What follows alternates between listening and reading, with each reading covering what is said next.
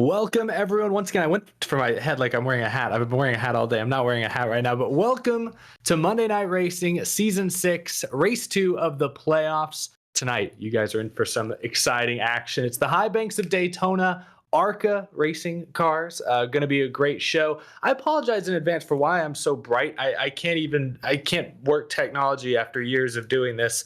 I guess I don't know, the bright lights of Daytona may be a little too bright for me, but hopefully they're not too bright for our drivers here tonight. So in a few moments, qualifying will be taking place. The 43 driver field will be set. If you tuned in last Monday night, 1 week ago, it was Chase Cabry winning at Richmond in a super late model to lock himself into the second round. But tonight, there are other playoff drivers such as Adam Cabot or last season's champ Presley Sora, Ryan Vargas, David Shieldhouse, who I think we'll talk to in a moment, who are still looking to lock their way in to the round of 8. There you see the point standings on screen. Appreciate that from our producers and team in the booth. But we're going to have a great race tonight. I'm excited for Daytona. It's pack racing. It's sim racing at its finest. It's going to be a great show. Appreciate all of you tuning in. I mentioned just a moment ago, and you saw the standings there, David Shieldhouse kind of facing an upward battle here these next 2 weeks. One of the favorites, I think, coming into these playoffs, but right now not in a great points position after a disappointing result at Richmond. So if we're able to, I think we'll get to talk to David here for just a moment before qualifying kicks off. And yes, David, do you got a copy? Hello. Hello. How you doing? How you feeling tonight? Whoa, what's going on? Well, first and foremost, I just want to give a big shout out to the medical staff. Richmond Raceway could have been a lot worse after last week's horrific crash, flipping into the catch fence and all of that. So, the fine folks over there really did a good job patching me up. Beaten, bruised, cut up a little bit, but the doctors cleared me to race tonight, and I'm going to race tonight. I remember it like it was yesterday. Well, actually, I don't remember it a whole lot, and that was part of the concussion, but still, they cleared me. I guess, yeah, you get the check on that piece of paper. That's all that matters. Well, we're glad you're putting on a brave face and ready to compete tonight at Daytona. That's bold to come back after a scary wreck like that at Daytona, of all places. What do you expect now? Are you going to ride around the back kind of like you did at Richmond last week, or are you going to try and race for the win starting on lap 1? Yeah, there's an old saying, you can win it on lap 1, so that's what I intend to do. That's something like that. Yeah, that's how I remember it. Again, my memory, my head's still a little fuzzy after last week. The week sort of went by like a blur. It felt like just yesterday I was out in Buffalo playing in that game yesterday too. That was a great game yesterday. Barely beat the Dolphins. So it's been a busy weekend, Eric, but I'm focused on tonight here at Talladega in the 87 cars. It's going to be a great show we're going to put on here to start off Season 7 of Tuesday Night Racing. Just, again, really excited to be a part of this and hopefully go out there and shoot for at least a top 2, maybe a 1.5, something like that. I like the confidence. You sound okay, but maybe you got any teammates out there that might be able to pick you up tonight? I've seen you work well with drivers like Anthony Alfredo in the past. You guys kind of establishing a pre-race game plan in case you're not on your own, maybe quite at 100%. Yeah, it's always good to have friends out there. I guess that's what those other things out there on the track are. The other guys, they kind of came out of nowhere. Kind of scared me a little bit, to be honest with you. But if Anthony's out there, we'll try to work together. I got a lot of text messages, a lot of phone calls after last week pledging support. It was really sweet. It was really touching. And I just genuinely expect the other 30 whatever guys out there to just ride behind me all night. I think that was the general consensus. They're just going to let me have this one. I like your confidence. The chat is wishing you well. They hope you have a very clean, safe, and competitive race tonight. David Shieldhouse going for the win tonight at Daytona. Thanks for joining us here before the show. Thanks, everybody. Enjoy the show. We'll be seeing you in wherever they do the post-race thing after the person does the thing that we all came here to do.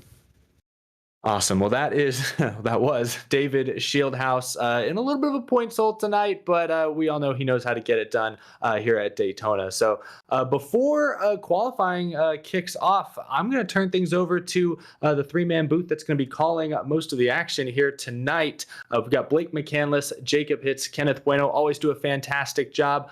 Blake, gentlemen, you guys got me? How's it going, y'all? I think we got you loud and clear, Eric, and welcome in everybody to the Daytona International Speedway. Blake McCandless, Kenneth Bueno, and Jacob Hitz on the call with you tonight as we get set for yet another race in the Season 6 playoffs. We're in the midst of our only round, Kenneth, that has 3 races in it, and tonight is kind of do or die, I think, for a lot of drivers, Kenneth, because we look forward to a road course next week. So if you're somebody like David Shieldhouse who needs a win, you don't quite have it right now, you may not be so confident about the road course next week, you got to do it now. It's now or never.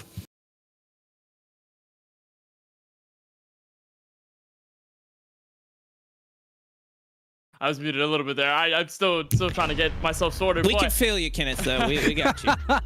But I like to call this the control round of the playoffs, and specifically this race very important because in this 3-race stretch, you've got the first race where you kind of get your best foot forward or worst foot forward, just depending on how things turn out for you. Though tonight is really the moment where you either rebound from a poor performance last week or you build on that momentum you gained from that first race. In that last race, you do not want to be in a situation, Blake, where you're with your back against the wall and you have to basically go all out 150% to make the next round. This is really the control center, and it's hard to say control and Daytona in the same breath. That's why I haven't used it yet. It's really hard to do so at this track, but you really got to do it if you're in a situation like David Shieldhouse.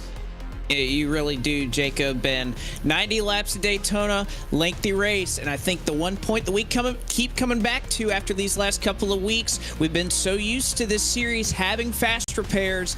That is no longer the case, no longer the privilege for these drivers. No fast repairs, 90 laps at Daytona. That has to be weighing on these drivers' minds. It's going to be brutal, and I think similar to what we saw in the opening half or so of that Richmond race last week, we're going to see them really take it easy throughout the first several laps here at the high banks of Daytona. We did a race here in a different league a couple of weeks ago. Same cars, same track, different time of day. That was held maybe a little bit earlier on in the day than it is where we're going to have this pretty much at nighttime. And what we saw, 3-wide racing throughout the entire field. The difference was you really couldn't pass. It was gridlock. It's like I-95. You get 3 wide, and there's nowhere to go. You got people in front of you, people behind you, and we didn't wreck a whole lot. Only a couple of cautions here and then, had a couple toward the end of the race. But we had green flag pit stops, a couple of them. And I think we're going to be looking at that tonight, depending on how safe these guys start out the race to drive. You know, no fast repair is crucial. In that league, they had a fast repair, and we still didn't have a lot of wrecks. Tonight, it's all about being clean, and I know guys are going to want to be aggressive. You got to take it easy. 90 laps, no fast repair. You could end your championship hopes tonight. Forget next week. You could end them tonight, depending on what happens around you. And that has got to scare some of the guys on the back of the order as far as points. It does. And by the way, with those points, let's go ahead and take a look at the playoff grid here in Season 6. You can look down the running order. Of course, Chase Cabrey led coming into the playoffs. He has nothing to worry about for the next couple of races, Daytona and Watkins Glen, as he has locked himself into the round of 8. But Jacob and Kenneth, our eyes are on those drivers who are all the way at the bottom of the field. You're looking at Garrett Smithley, Nick Olson, Presley Sora, and especially David Shieldhouse. They all have some type of ground to make up here tonight at Daytona. Yeah, the biggest mark is easily Presley Sora and David Shieldhouse, who last season, after the first race of the first round, were at the top of the charts. They were both able to find a lot of success early in the playoffs last season. This time around, it's felt like the complete opposite. So for your defending champion, a lot of pressure there to perform here tonight at Daytona. And like we talked about with David Shieldhouse, a lot of pressure there as well. A driver he's made the championship for in prior seasons. So he's really got to do a lot. But you also got to think about guys like Nick Olson, who last season faced a similar situation. He was under the cut line going into the playoffs after the first race last time. Tonight, he's got to get back on track and see what he can do. Same deal with Garrett Smithley, who was a super speedway winner, so maybe that could help, but there's a lot of storylines here, especially at the bottom, Blake, worth noting, and it's going to be interesting how they perform tonight, how they handle this race. Definitely. So a lot of different storylines, a lot of different situations that these drivers find themselves in, trying to find their way to that championship round to be able to compete for a championship here in Season 6 on the Monday Night Racing Pro Series presented by Interstate Batteries. It's not the first time that we've been here at Daytona, Jacob, but we've seen many different configurations of it. This is the first time we're at the 2021 scan of this racetrack here, at least going around the oval as far as that's concerned. But take us around Daytona. Yeah, we were here for the road course race earlier on this season. We were at bumpy Daytona toward the end of the season in Season 5, but here we're on the smooth version where we started Season number 5 in the Sunshine 500, and how this thing works is, well, it's pretty simple. It's fast, it's pretty smooth, and there's not a lot of room compared to Talladega, where we were at just a couple of weeks ago. It's really only about 2.5 lanes wide, maybe a third if you're careful. It's not like Talladega where you can stack them 4 or 5 wide. You go 4 wide around this racetrack and you're probably crashing just because there's not enough racing room to hold everybody in. Plus, you got to keep in mind there is a yellow line rule tonight, so you cannot pass below the double yellow line all the way around the racetrack that separates the racing surface from the apron. You pass down there, you're going to get a penalty. Definitely need to watch out for that tonight.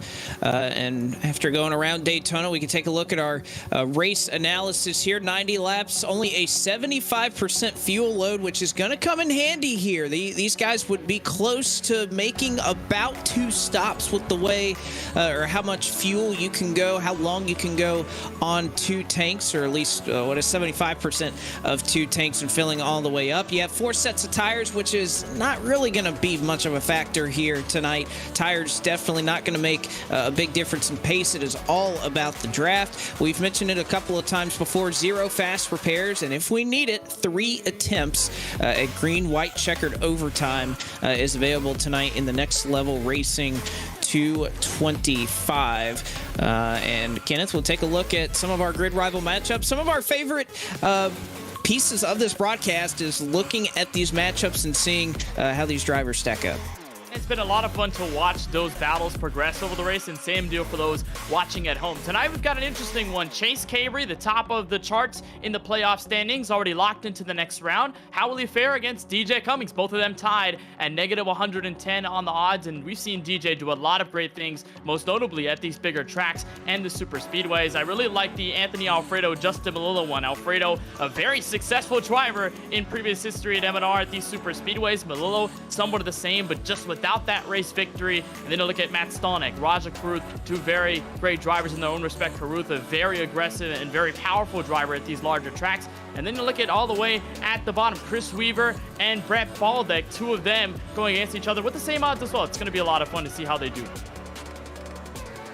Appreciate all the lines from Grid Rival, the most in-depth fantasy motorsports manager game on the planet. It is full of engaging features that bring a new level of engagement to your favorite racing series. Grid Rival is proud to support Monday Night Racing. You can check out the Grid Rival app both in the App Store and on Google Play. As you look at the rest of the running order here at Daytona International Speedway, and you can see after his early win, Garrett Smithley at the top of the heap in terms of being a favorite to go to victory lane tonight with our Grid Rival matchups. Just a minute or 2 left in practice here as we get things wrapped up, and we'll go to qualifying here in just a moment. The Next Level Racing 225. On the other side of this break, we go green flag racing here tonight at the World Center of Racing.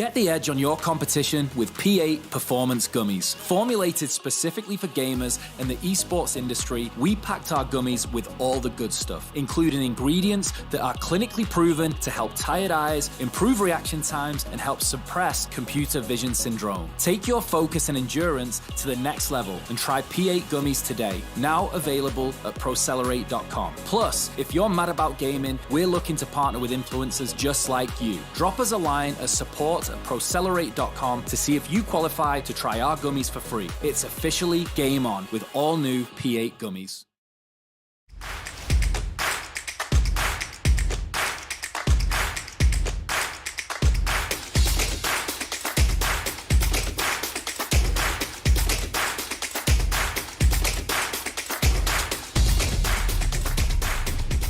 Visit our website at toughgoflooring.com. This is an Interstate battery. More pros trust this than any other out there. Yeah, more pros. More. Even more pros. Keep going. Moss. Look, we're gonna run out of time before we run out of pros who like Interstate. I mean, we'll run out of time before we even run out of left-handed pros who knit. These pros are everywhere, which means so is this battery. Right around the corner, up the street. Everywhere. Interstate batteries. Outrageously dependable.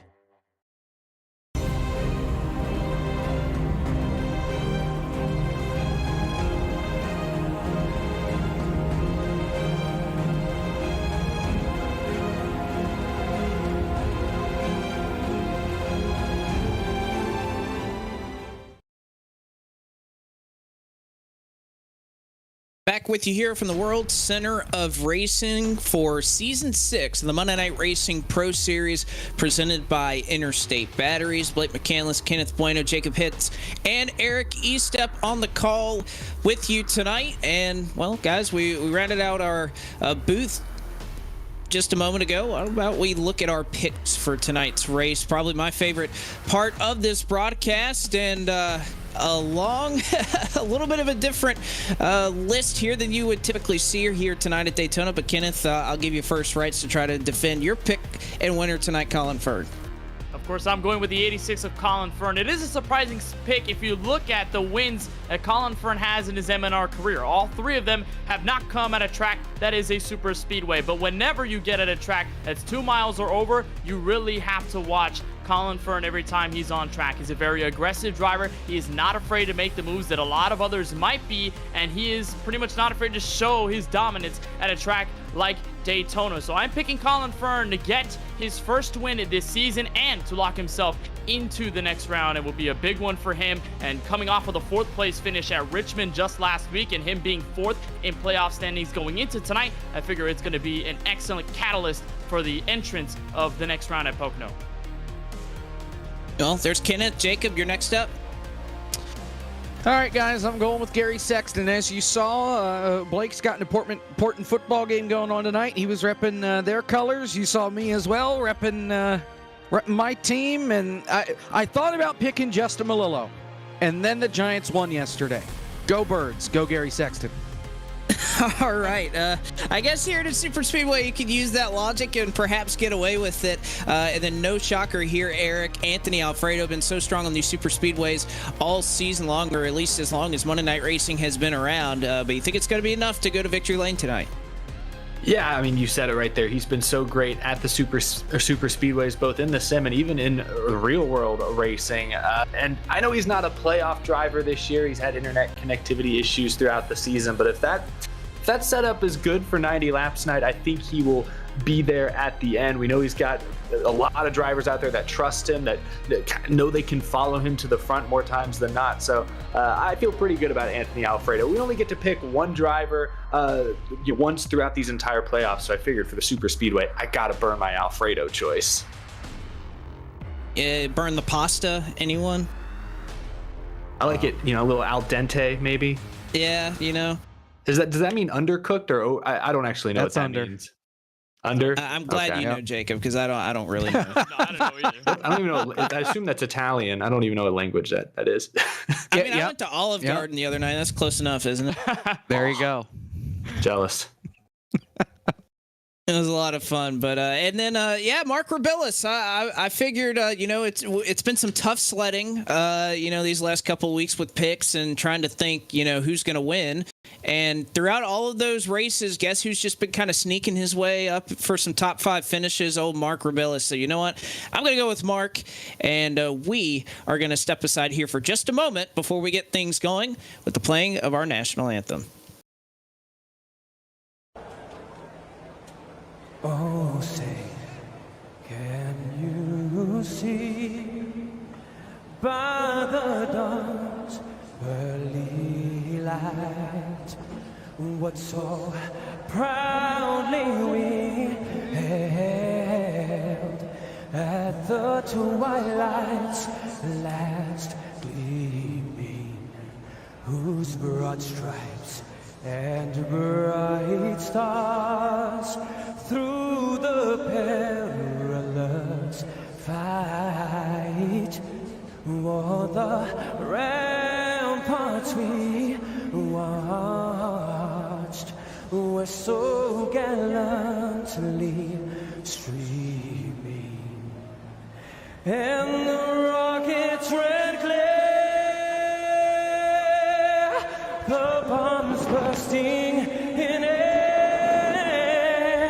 gave proof through the night that our flag was still there. Oh, say, does that star-spangled banner yet wave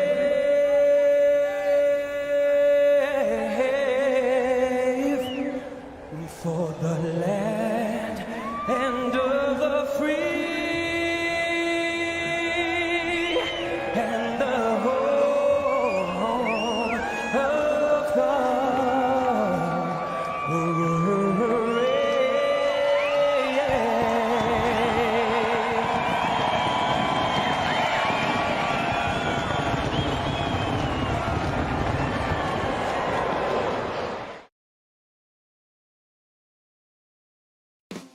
We are ready to get the engines fired here at Daytona, and we'll go ahead and show you the BST Shocks starting grid. And sitting on the Roasted Jim's Coffee pole tonight, Gary Sexton, 49.320 is the quick time for tonight for driver of the number 13, and Justin Malillo will start alongside in row number 1. Rolling off third tonight will be Adam Cabot. Presley Sora will start in the 4th position, looking to defend his championship from last season. Corey Heim will start on the inside of row number 3 in the 5th position. He ran an identical time to Anthony Alfredo, who starts in the 6th position tonight. Leighton Sabile goes 7th. 8th is Will Rogers. David Shieldhouse will start in 9th, and Michael Fisher, car number 96, rounds out your top 10. Kenneth? Ryan Vargas in the 26 will roll off P11 at the drop of the green. He'll have George Balfans Jr. in the 94 to his outside in row number 6. Matt Stonek for Crypto Autosport is into P13, and my pick, Colin Fern in the 86, rolls off P14 on the starting grid, still looking for that first win this season. DJ Cummings starts inside the top 15. Mark Rebillis, Blake McCandless, your pick, is off in P16 to start tonight's race. James Bickford for Charlotte Phoenix is in 17th to start. Ronnie Osmer in the 55, who finished in the top 10 last time we were at a super speedway. He is P18, followed by Michael Massey in the 27, 19th, and rookie Connor Berry in the 02, Jacob, to round out your top 20. Former champion in P21, that's Rami Lyons. Rajah Karouf will line up in 22nd. Chris Weaver, Stephen Font, they are in row number 12. Then Brett Baldeck and Bailey Turner rounding out 25th and 26th. Max Kennan will roll off from the 27th position. Nick Olson, playoff driver, he loads onto the racetrack from 28th spot. Garrett Smithley and Chase Cabry, a couple more playoff drivers deep in the field back here, rounding out the top 15 rows. 31st will be Joey Padgett. Then you have Brandon Brown in 32nd. All these drivers back here not electing to put down a time in qualifying. So does Dale Tanhart, who goes from 33rd. Reed Wilson in 34th. Joshua Slate will start 35th. Ford Martin will roll off from the 36th position. Devin Henry 37th. And Case Collenbach in 38th will round out your 38 drivers that are set to do battle on the high banks of Daytona International Speedway tonight. 225 miles, 90 scheduled laps is the distance for tonight. Second race of the Season 6 playoffs in the round of 12 as we look at our race analysis once again. Yeah, of course, the biggest thing to note here, Blake, is, again, the lack of faster pairs we've seen for most of the season in a lot of races, a lot of seasons in previous seminar competition. Faster pairs were always available. Tonight it's going to be very pivotal that it does not exist in this race. The track temp and the weather also going to be a factor. Remember the last time we raced the ARCA cars at a super speedway? It was at bumpy Daytona during the daytime. A lot of hot track temp, a lot of slickness. Tonight it is going to be the complete opposite. A 72-degree air temp, 69 degrees, very nice track temp out here in Daytona Beach, Florida. Virtually no wind to the north, humidity at 55 miles an hour. But Blake, it is a beautiful sunset evening to go racing here at Daytona. That it is, and again, this track will continue to change a little bit, but won't affect the handling of these cars as much as if we were at a track you had to lift like we were at last week with Richmond Raceway and the super late models. This is quite a bit different from that. The Twisted Sister car that was originally scanned in 2009, it was a Junior Motorsports nationwide car at the time that has since been converted to the ARCA car, but we are set to run it 90 laps around Daytona tonight. Green flag is out, and a great jump, or equal jump, I guess I should say, for both Gary Sexton and Justin Melillo as they get up close to full song as they hit turn 1.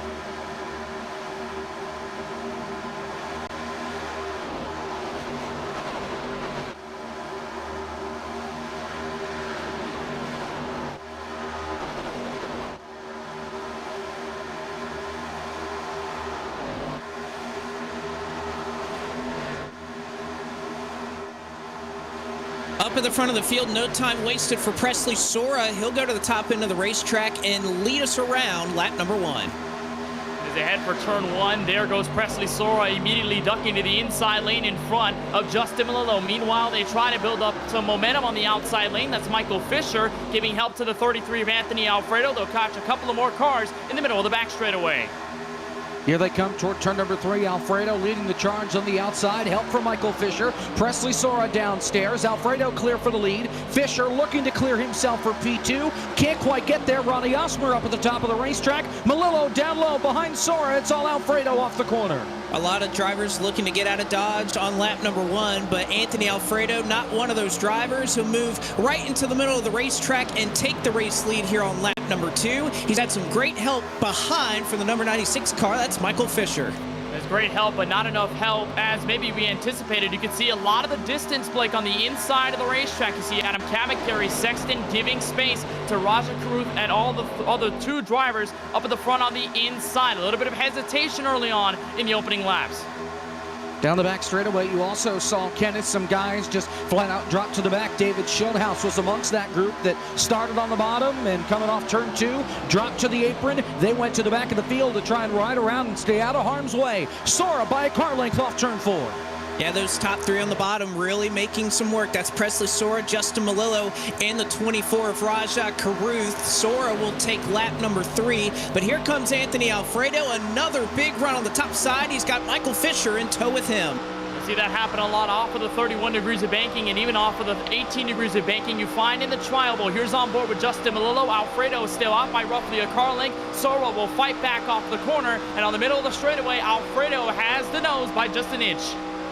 This pack pretty spread out as they make their way toward turn number 3. Up at the top of the field, though, it's still 4 cars in each line. Now Alfredo drops to the bottom. He's clear of Sora. He will maintain the lead. Sora taking over second as the outside begins to fade.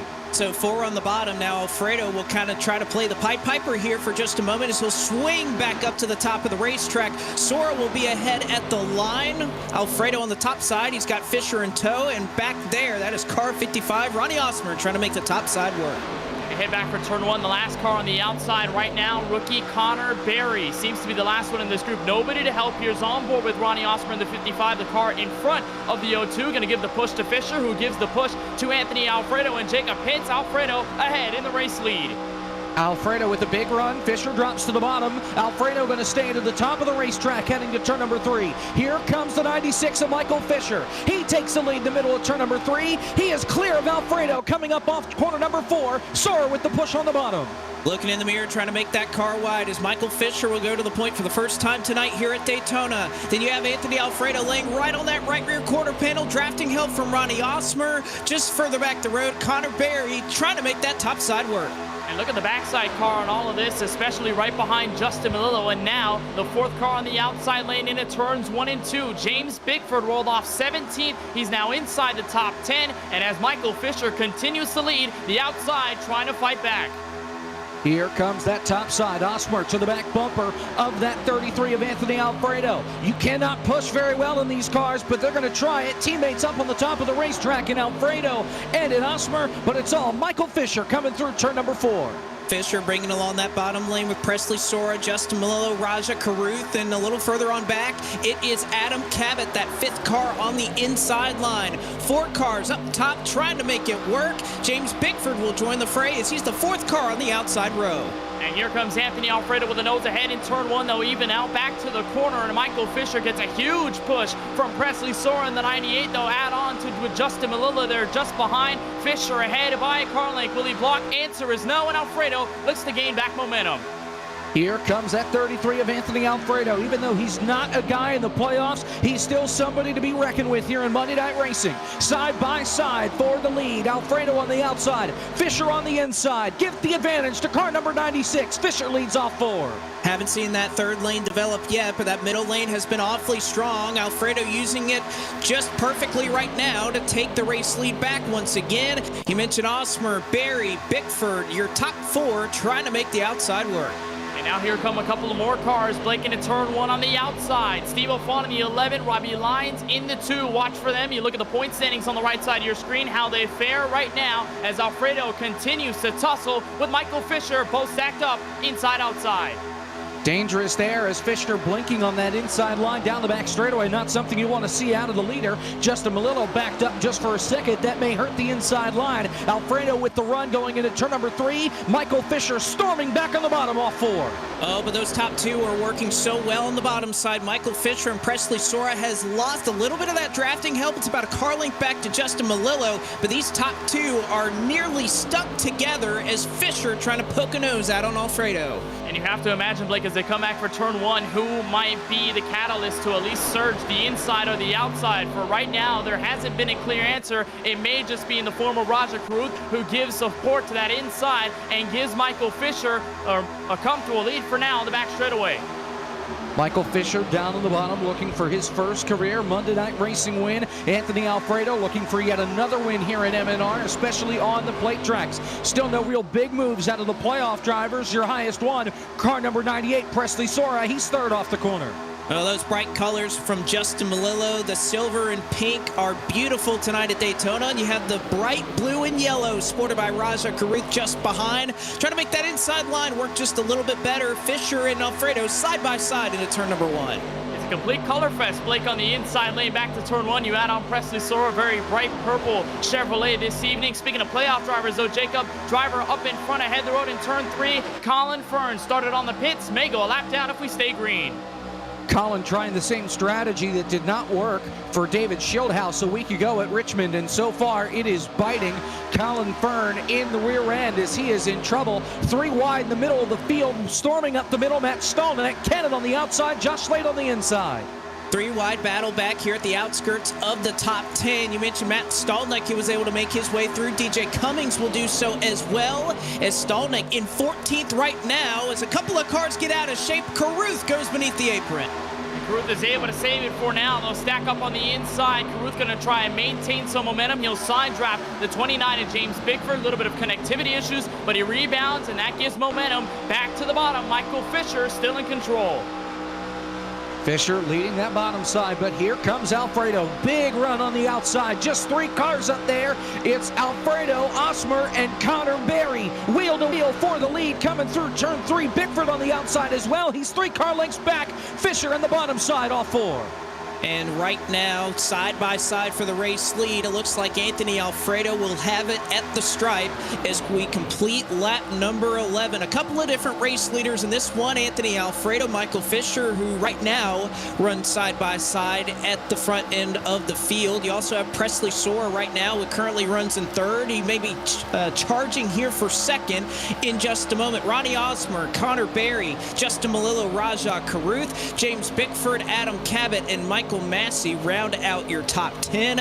A number of drivers have formed a long single file line at the back of the field, waiting for this one to just kind of settle out. We are only on lap 12 of 90 scheduled circuits around the Daytona International Speedway tonight. I know they're loving it out there in the chat, at least it seems so. Eric, what are you thinking so far of the racing we're seeing tonight? Absolutely. The racing has been intense. They're pushing awfully hard for it being only 10, 12 laps into this race, but we're seeing the lead change hands back and forth. Colin Fernie also just mentioned him a moment ago losing the draft. He's now a lap down, and I wanted to give you guys some props. 24th man for life in the chat says loves the commentary, especially loving the radio style. So yeah, you guys doing a fantastic job so far. It's fun to watch and fun to listen to. Oh, we certainly appreciate the kind words here as we continue our coverage of the Monday Night Racing Pro Series presented by Interstate Batteries. Race number 2 of the Season 6 playoffs tonight, the Daytona International Speedway. We go road course racing next week, but the big question tonight is who will win and will they lock their way into the round of 8? Anthony Alfredo cannot do so, but he leads the field into turn number 1. You talk about the lack of playoff drivers at the very front of the field, apart from Presley Sora, who sits second right now. So he's going to give the push to Michael Fisher. Trouble, 1 car to the outside wall in turn 1. It was Chase Cabry. He saves it and keeps it going, but a big moment here at the entrance of turn number 1. Chase Cabry got that right side stuck into the outside retaining wall, and you can see the ensuing result. He has collected that race car, but has lost a lot of valuable ground. As you can see, the long line of race cars all in the draft tucked up underneath one another will go safely on by, and really the first big issue we've seen tonight out of driver 39, who has nothing to worry about. He is locked into the round of 8. Meanwhile, side by side up front for the race lead. Fisher and Alfredo still going at it for P1 on the racetrack. You take a look on board with that 39 briefly. Fortunately, that's a good thing. Cabry's already locked into the next round. No worries for him, and we will stay green. A very clean race so far. But Jacob, as they round the back straightaway, still side by side for P1. This time by, they'll have 15 laps complete here from Daytona. Alfredo and Fisher still duking it out for the lead heading into turn number 3. Alfredo has Osmer on his back bumper, almost peaked 3 wide. He stays with his teammate, but Fisher with the advantage. We've seen some drivers certainly a little further on back that are willing to go 3 wide, but up front it has been 2 by 2 since we dropped the green flag. Alfredo and Fisher trading blows back and forth, still side by side into turn 1. 3 wide a little further back in the pack. Yeah, that was Robbie Lyons, that bright blue number 2 machine, tried to peek it 3 wide underneath Steve Alfont. Did not work. And you can imagine a lot of the conservatism has to be a byproduct, Jacob, of the lack of the faster pair. Everybody wants to race up front, but they want to race clean. They're doing so right now. And a lot of those playoff drivers that are toward that cut line are some of those that are at the back of the field. One exception, though, it's the 98 of Presley Sora, second on the inside line. He's been glued to the back door of that 96 of Michael Fisher. They work together and keep him out in front. Oh, a couple of cars sliding off of the corner. That 4th car on the outside line, Steve Alfont, a little bit loose out of the corner as they go 3 wide further on back in the field in the tri-oval. Alfont shoved to the middle of the racetrack, nowhere for him to go. Here comes Robbie Lyons looking to the top side here at Daytona. As they chase for turn 1, Lyons trying to find help, but he will find none of it. The 41 and the 10 trying to give assistance, could not give enough momentum, so they'll single file out, at least on the outside, and they'll stay doubled up in our rows, a bunch of rows deep, still even for the lead. Side by side for the lead. Alfredo hanging tough on that outside, but Michael Fisher in that inside line. It's the dominant lane in the corners, and he'll ride that. He'll clear Alfredo off the corner. Still wheel to wheel, second on back. No, Lane just seeming to be able to break away, just get that little extra push that they need to try to move their lane forward. Lions has done a good job of trying to make 3 wide work, but still gridlocked side by side at the front. And the pushes have been absolutely outstanding back to turn 1 from both Ronnie Osmer and Presley Sora. But look at the move on the inside lane. Sora again going to push Michael Fisher out front. Can Anthony Alfredo respond in enough time? Answer is yes, and they stay together on the back straightaway. Big surge from the outside line, but Presley Sora has been an incredible pusher down on the bottom of the racetrack. As soon as that top side gets alongside for the lead, the bottom surges back ahead. Closer this time, but it's still Fisher by a nose. Yeah, that Shaq Gear Chevrolet has certainly seen everything well up to this point. He has seen the back end of Michael Fisher and tried to push it as far forward as possible. That 98 able to be tucked right behind the 96. Same can be said for Alfredo and Osmer on the top side.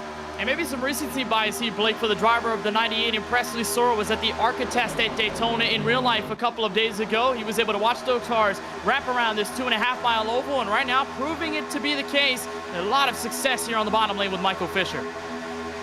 Fisher still out in front. Here comes that 33 on the outside, though. Alfredo poking his nose out in front just for a moment. Now he's in trouble. The bottom side back to work. Fisher back out in front by half a car length.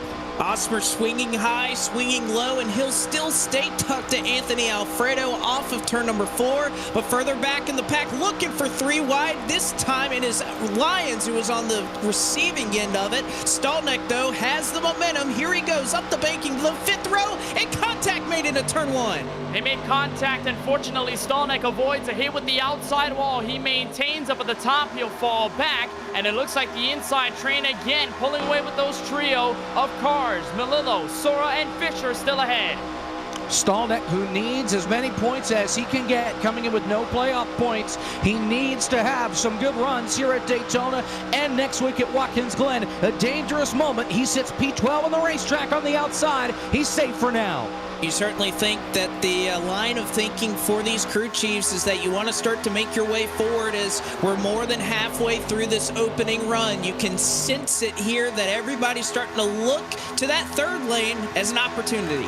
But you also maybe, Blake, have to look for pit road. We've gone 21 laps green so far. If we stay green like this, with the 75% fuel we have offered, we are going to end up having green flag pit stops. So while you can look at a 3rd lane, sure, the bottom of the racetrack and pit lane might be viable as well. And the question is, Kenneth, how many drivers practice green flag pit stops from going near 200 miles an hour to the 60-mile-an-hour pit road speed limit that there is here at the high banks of Daytona? We'll see how many drivers practice, how many drivers lock their tires up.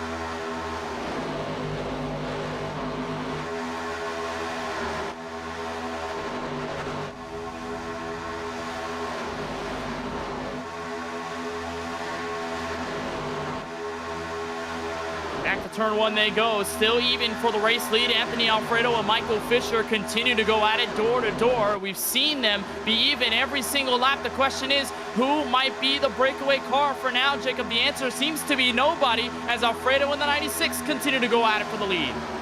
Alfredo up on that outside. He's close to clearing Michael Fisher, but he just can't quite do it. Heading to turn number 3, Fisher roars back on the bottom side. He will go back out in front. He's able to clear Alfredo off the corner. Won't quite do it as they make their way back to the start-finish line. Raja Karuth gets a little squirrely 4th on that bottom side, but he gets it straight in the right direction as the field rockets back to turn 1. We'll go back for turn 1, and Anthony Alfredo is still with the lead by just half a car length, and Fisher will fight back Presley Sora again to give the large push. And now, Jacob, you're seeing a lot of the field start to accordion. We saw a lot of separation in the first opening laps of this race. It feels like everybody's a little more comfortable this time around, and as they round the back straightaway, there are way more cars up at the front this time. Here they come toward turn number 3. Alfredo again trying to get that outside line to work. You've got 7, 8 cars, make it 9 cars on the outside. Balfans, the last one. More cars strung out on the bottom, though, and that's giving the advantage to that inside line as they make their way toward the start-finish line. Alfredo and Fisher still side by side for position number 1 as the field heads back to turn number 1. We've seen a couple of drivers try 3 wide, and all of the attempts have been unsuccessful. It stays 2 wide, multiple rows deep all the way back to the battle for P12. Matt Stolnick and Joshua Slate, DJ Cummings in the mix as well. Michael Fisher going to have the run out of turn 2, but here comes the response once more. Anthony Alfredo with Ronnie Osmer. Can they get clear? The answer is no. 3 wide further behind them on the outside. Teammates once again. DJ Cummings touches the safer barrier in turn number 3. Car gets a little loose. He's able to straighten it out. He was trying to push Matt Stolnick toward the top 10. He's still 3 wide up there. Bickford and Raja Karuth in the middle of that as well. Connor Berry peeking, trying to decide if he wants to go to that 3rd line. He stays in the middle for now, headed to turn 1. Cummings has been the only driver so far to give assistance to that 41. Connor Berry going to offer some drafting help going back to turn 1, but he'll ditch out back to that middle lane. Now here comes the eNASCAR number 10 machine. 3 wide, 2 rows deep out of turn 2 on the back straightaway. Does the 41 have enough momentum? So far, evens out with Bickford and Caruth. How far can this outside line go? All the way up against the outside wall. Dangerous game playing with that safer barrier, because if you hit it, you can lose the car. There's no doubt about it. We already saw DJ have some issues once with it here under this green flag run. There's still 3 wide. In the middle of this pack is Alfredo and Fisher, still wheel to wheel for the lead. Bickford trying his best to hold off the outside line, but he's not having any luck.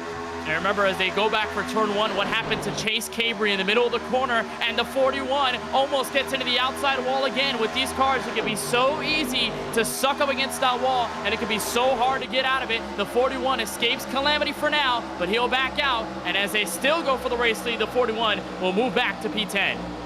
Everybody gets organized into that 2nd lane once again. No more 3rd line, at least for now. Maybe drivers deciding it's not worth it, or knowing that green flag pit stops are just on the horizon here from Daytona. Fisher leads off the corner. A little squirrely there from Alfredo. He gets a tap in the rear end from Ronnie Osmer. Side by side for the lead to the start-finish line. Alfredo back out in front as those tires continue to wear. That outside line really going to face trouble. Go back for turn 1. The 96 and the 33 still even, and we've seen this play happen over and over again, lap after lap. The 98 gives a push to the 96, and then here comes the 33 and the 55 back at it for the action. They'll try and even out again on the middle of the back straightaway. Down toward turn number 3, still side by side, the first 4 rows. Then things start to string out just a little bit. Alfredo on the top, Fisher on the bottom. He leads them all 4. Welcome back, Blake McCandless. It has been interesting trying to get back into this one, as Michael Fisher and Anthony Alfredo, as they have for the majority of this race, have been running up at the front of the field as they continue to lead us since we have run green since the drop of the initial green flag. The Next Level Racing 225 is brought to you by Next Level Racing. We are proud to partner with Monday Night Racing, founded in 2009. Next Level Racing is the world's leading simulation brand, revolutionizing sim racing with its industry-leading product range. Visit nextlevelracing.com for more information. Again, that is nextlevelracing.com as we continue to tackle the World Center of Racing here in the Next Level Racing 225. Michael Fisher in first, Anthony Alfredo in second, Ronnie Osmer runs third, Presley Sora is in fourth, Connor Berry is in fifth, Justin Malillo, Raja Karuth, James Bickford, Adam Cabot, and Matt Stolnick round out your top 10. A little bit of a bobble there. Blake McCandless coming out of turn 4 from that outside lane to check them up quite a bit, but it looks like they'll be just fine coming back out of turn 2. Almost contact between Alfredo and Sora as Alfredo tried to side draft, and Fisher going to hold on to the lead.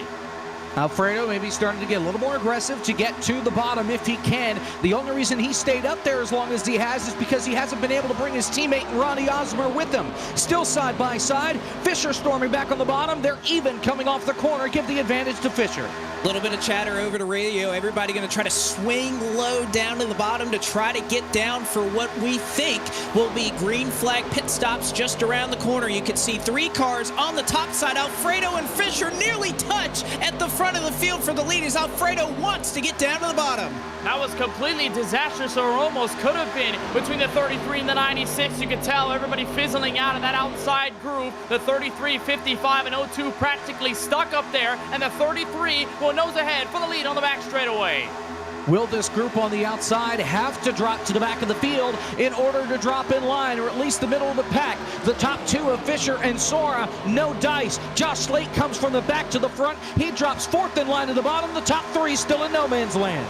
Fisher, Sora, and Malillo on the bottom side holding firm and keeping those drivers on the top side as there is more chatter over the radios. Green flag pit stops may be just around the corner, but 4 still on the outside lane. And now add in a 5th. Here comes George Balfans Jr., a driver with a pretty decent record at super speedways in his M&R career. He'll couple up with the number 39 of Chase Cabry, who struck the wall a little bit ago, and now make it 5 cars strong on the top, still going for the lead. Cabry's car looks fine, at least for now. Big run from the outside. Alfredo able to get to the bottom. Osmer now, he'll lead the outside line, and he gets stuck by his teammate.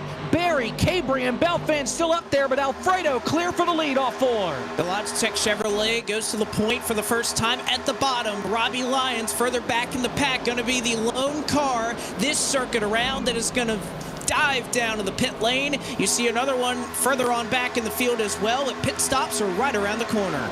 And that is Nick Olsen, Blake, in the 24. Also to follow in, Olsen, one of the playoff drivers below the cut line going into tonight's race in the round of 12. So a big development there. He's going to be leaving with Lyons on pit road. Those 2 only. That's going to be big as the outside and Osmer try to fight for the lead. Hearing some drivers say they're going to go next lap. That includes drivers like Ryan Vargas, who are in the playoffs. Meanwhile, Osmer to the lead. Barry, Cabry, Balfans, and Cabot abandoned on the outside. Ronnie Osmer, your leader at Daytona's pit stops are right coming. Here they are. Ronnie Osmer, Anthony Alfredo, Michael Fisher all making their trips down to the pit lane. And oh, Fisher has missed it. Osmer has spun here on the pit lane. Matt Stolnick may have gone over as well. Several black flags issued to drivers. Alfredo has a black flag. So does Matt Stolnick, Ronnie Osmer, and Michael Fisher. All 4 of your race leaders trouble entering the pits, and they will have penalties to serve as we take one more look at it. And that's a point that Jacob brought up a couple of laps ago, Blake, trying to go from upwards of 200 miles an hour down to the pit road speed limit. You see the 33 and the 55 get immediately sideways on the brakes. Fisher overcooks it on the way down. He goes into the grass. Matt Stolnick and a couple of others get tagged in it as well. And you're right, black flags to all of them. That is going to significantly alter the shape of the field. Chase Camry almost about speeds it down to pit road with a lockup on the tires, and he'll bring a couple of other cars with him. I don't know how Raja Caruth got that car slowed down as he brought down Justin Malillo. Presley Sora, who has spun. Sora spins into his pit stall, and he'll have to back it up as he completely missed it and is still trying to get into his pit stall. Crucial time loss for the defending series champion. Chaos on the pit lane. Your leaders right now through 3 and 4. 2 cars working together. Robbie Lyons, Nick Olsen. Remember, they pitted just a couple laps ago. The rest of the leaders to pit road right now. There goes Adam Cabot, the 94, George Balfans Jr. Garrett Smithley is, they nearly touch and make contact entering their pit stall. Smithley gets turned. So does Gary Sexton as Smithley was on the outside trying to get down to his pit stall. George Balfans Jr. has spun as well. These guys don't know how to pit. It's been absolutely chaotic, and multiple playoff drivers are at the victim of it as a 17 brings a bunch of other drivers in. Here's another look at it. Cabot, the one to lead them through. And then you'll see it all come down to a crashing halt. Here's Lane Sabile on board, and as Smithley tried to find his pit stall, he gets hit by Sabile and also hit the 13 of Sexton. And it is absolute calamity here on the pit lane. Almost more contact exiting. Corey Heim and Adam Cabot almost about touched entering turn 1. Well, they were somewhat transparent at that point, so Corey Heim and Cabot cycle around to your race lead, and boy, have we dropped a lot of competitive cars because of the fact that they had issues exiting the pit lane. You can see Alfredo clear to the lead. Chris Weaver just in front of him is a lap car. The rest of the field starting to form up, and you can see it's really thinned out with all of the issues that we have had on pit road. So looking at the running order, Alfredo, Fisher, and Osmer, 3 of your most competitive cars all a lap down after this green flag cycle. But right now, to the lead at the front of the field is Chase Cabry. Cabry is your race leader. It is definitely shaking up the field, and the thing for Chase Cabry is that while he has a couple of cars to work with, most notably the 9 of Chris Weaver, the 96 of Michael Fisher, the 26 and the 29 Ryan Vargas and James Bickford, they are rapidly approaching and may bring a couple of more cars with them. Adam Cabot, Corey Heim among those in that group. Also, you can bring in Bailey Turner, Mark Rubilis leading a second group of cars on the back straightaway. Half a dozen cars trying to catch the race leader, and then there's another dozen that are trying to reel him in as well. They're a couple of seconds back, led by Mark Rubilis, DJ Cummings in that, Bailey Turner, Robbie Lyons, Malillo among others, including Shieldhouse in the playoffs. And that is your running order at the front of the field. Eric, I know we came to you last time. They were loving the racing, but I feel like there's enough drama just in that green flag pit cycle alone to make up for the entire race. Yeah, the chat absolutely blowing up. We over 30 laps at 190 plus miles per hour, no incidents, no wrecks. Getting down to 60 miles per hour. Who knew that would be the problem? I try to pick out a few individual comments, but they're all basically just oof, OMG, wow. But yeah, this race has been flipped completely upside down. The top 4, top 5 look nothing like they did before this cycle began, Blake.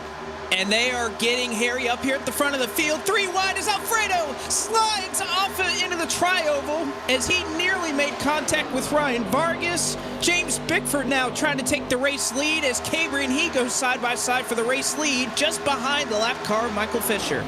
And back to turn 1, Blake, you're seeing a lot of the drama arise with lap cars in lead lap competition. Alfredo being put a lap down with that black flag. You see him alone on the outside lane. He'll try to pick up the 55 of Ronnie Osmer. They'll pick up Connor Berry, a lead lap car inside the top 5 to try and carry Bickford to the race lead. Doing the best they can right now to turn 3. Cabry out in front. The battle for second between Vargas and Bickford. Bickford on the outside with help from Berry, Alfredo, and Osmer. Wheel to wheel off turn 4.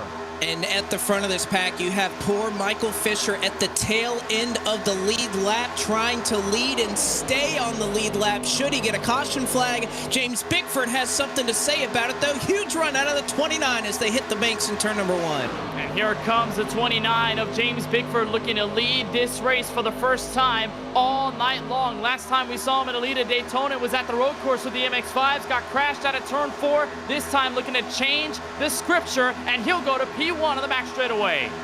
Here comes Bickford, knocked out of the playoffs, but still thinks he can have a shot to go to victory lane. He's out in front, Berry to give him the help. Here comes Cabry trying to fight back on the bottom. They're side by side off corner number 4. Cabry, he pushed that lap car, but now he has nowhere to go, nowhere to defend, as Bickford will nose out in front by just a little bit. 12 one-thousandths of a second at the line. Give it to Bickford, Cabry, and Connor Berry, your top 3. A little bit of separation, though, when you watch most of the field single file wrapping the double yellow line at the bottom of the racetrack. But how about the drivers sitting P7 right now in the lead lap?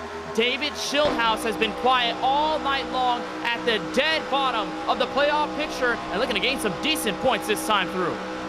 Shieldhouse looking to get a rebound after the bad week at Richmond and put himself in a position to race for a championship after the race at Watkins Glen next week. He needs some help there too, but right now things going smooth for car number 20. Just 15 cars here at the front of this lead pack. The rest of the field is packed up about 8.5 seconds back, or even worse, as 15 cars up here at the front. Cabry, James Bickford, Ryan Vargas, then you have Connor Berry in that battle as well. Adam Cabot, Will Rogers, DJ Cummings, David Shieldhouse, Bailey Turner, Robbie Lyons, Corey Heim, Mark Rubilis, Justin Malillo, Dale Tanhart and Nick Olson. That is it as far as drivers that are up at the front of the field that, at least for now, through this green flag cycle, continue to run in contention for the win. Now you see they are 3 wide, 2 lap cars down to the bottom of the racetrack. Joey Padgett and the 93 just behind him looking to hang on as they go a lap down. That is Reed Wilson as well in car number 66. 3 wide with your race leaders through the tri-oval as Fisher still leading the herd. And I was about to mention it the last lap by, Blake, about those lap cars, and Carruth now going to lead that outside lane. Connor Berry absolutely trapped on the outside in the 3rd lane, and we're wondering how big of an impact are these drivers going to make. They're all in a hunt for a lucky dog, all in the hunt to stay on the lead lap if a caution comes out. I was on the button, ready to go if things went haywire. Lapped cars 3 wide, pandemonium at the front, but it's Cabry out in front. 2nd place is the 29 of James Bickford. He's on the outside, side by side for 3rd between Cabot and Vargas. Couple cars back. And Carruth may have gotten a shot right there from James Bickford. He wiggled his number 24 Sunoco Chevrolet up here at the front of the field. He'll go side by side for 2nd. He may look for the lead before too long. And now you wonder, if you're James Bickford in the 29, who was leading that outside group just a couple of laps ago, are you going to shuffle Carruth out of the way, or are you willing to work with him around halfway in this race, even though he is at the mercy of being put a lap down? Down the back straightaway, Rajah Carruth in that 024. He is a lap down, as well as the 83, the 66, the 33, the 55, the 96 out in front. He is at the tail end of the lead lap. Your race leader, car number 39, off 4. And man, has this race shaken up that we see this pack at the front, and not all of them are even competing to try and go for the race lead. Carruth looking to unlap himself and go to the tail end of the lead lap along with Michael Fisher, car 96, who sits out in front. And remember, Blake, this has happened the last time we were at Daytona with the bumpy Daytona version. With these ARCA cars last season, we saw through pit stop strategy, a lot of lap cars played a huge factor in the run for the race lead. They're doing no different this time by Carruth on the outside, trying to catch up to Michael Fisher to unlap himself. We hit halfway in a lap and a half, and already the intensity starting to build. Matt Stolnick, who is in contention. No, he's not. He's a lap down. He's making a 3rd line up on the top of the racetrack, trying to get himself in a position to get a lap back. So lap traffic trying to dictate the goings on here at Daytona. Stolnick doesn't have a lot of help right now. He'll find a little bit of DJ Cummings. They are up on the top side, 3 wide with Ryan Vargas trying to make it work. 3 wide in the 3rd lane. Now here comes Bickford to give assistance. 3 cars up at the top. They'll try to shuffle Carruth out of the way at the exit of turn 2. They'll try and find momentum. They'll cancel out. And now here comes the Charlotte Phoenix machine to the outside of Carruth. Bickford looking for the lead. Stolnick looking to try and get back on the lead lap. He's got to push the leader to the front in order to have a shot to get that lap back. Only 2 cars on the outside, couple of cars, maybe 5 or 6 in the middle and on the bottom. Cabry 3 wide for the race lead, but he is only battling James Bickford all the way on the top. Carruth in the middle trying to get his lap back, and then you have Joey Padgett, Ryan Vargas, and DJ Cummings just behind them trying to make this all work. And also, mind you, Blake, DJ Cummings is also on the lead lap, currently sitting P4 on the racetrack right now. So in the midst of the sea of lap traffic cars, there are the lead lap contenders in here. Cummings trying to make sure he can get back to victory lane on a super speedway. They'll even out again, all 3 lanes on the back straightaway. And Cummings looking to help his teammate in that 41 get back onto the lead lap. Rajah Carruth is clear to the bottom. He will take over out in front of Michael Fisher. He leads the pack. He's back on the lead lap. Ryan Vargas up the middle, takes the lead through 3. 3rd on the racetrack, but number 1 on the scoring board goes the number 26 Chevrolet of Ryan Vargas as he rockets to the top here at Daytona. Then you have fellow Xfinity driver Anthony Alfredo back up here at the front trying to make that middle line work.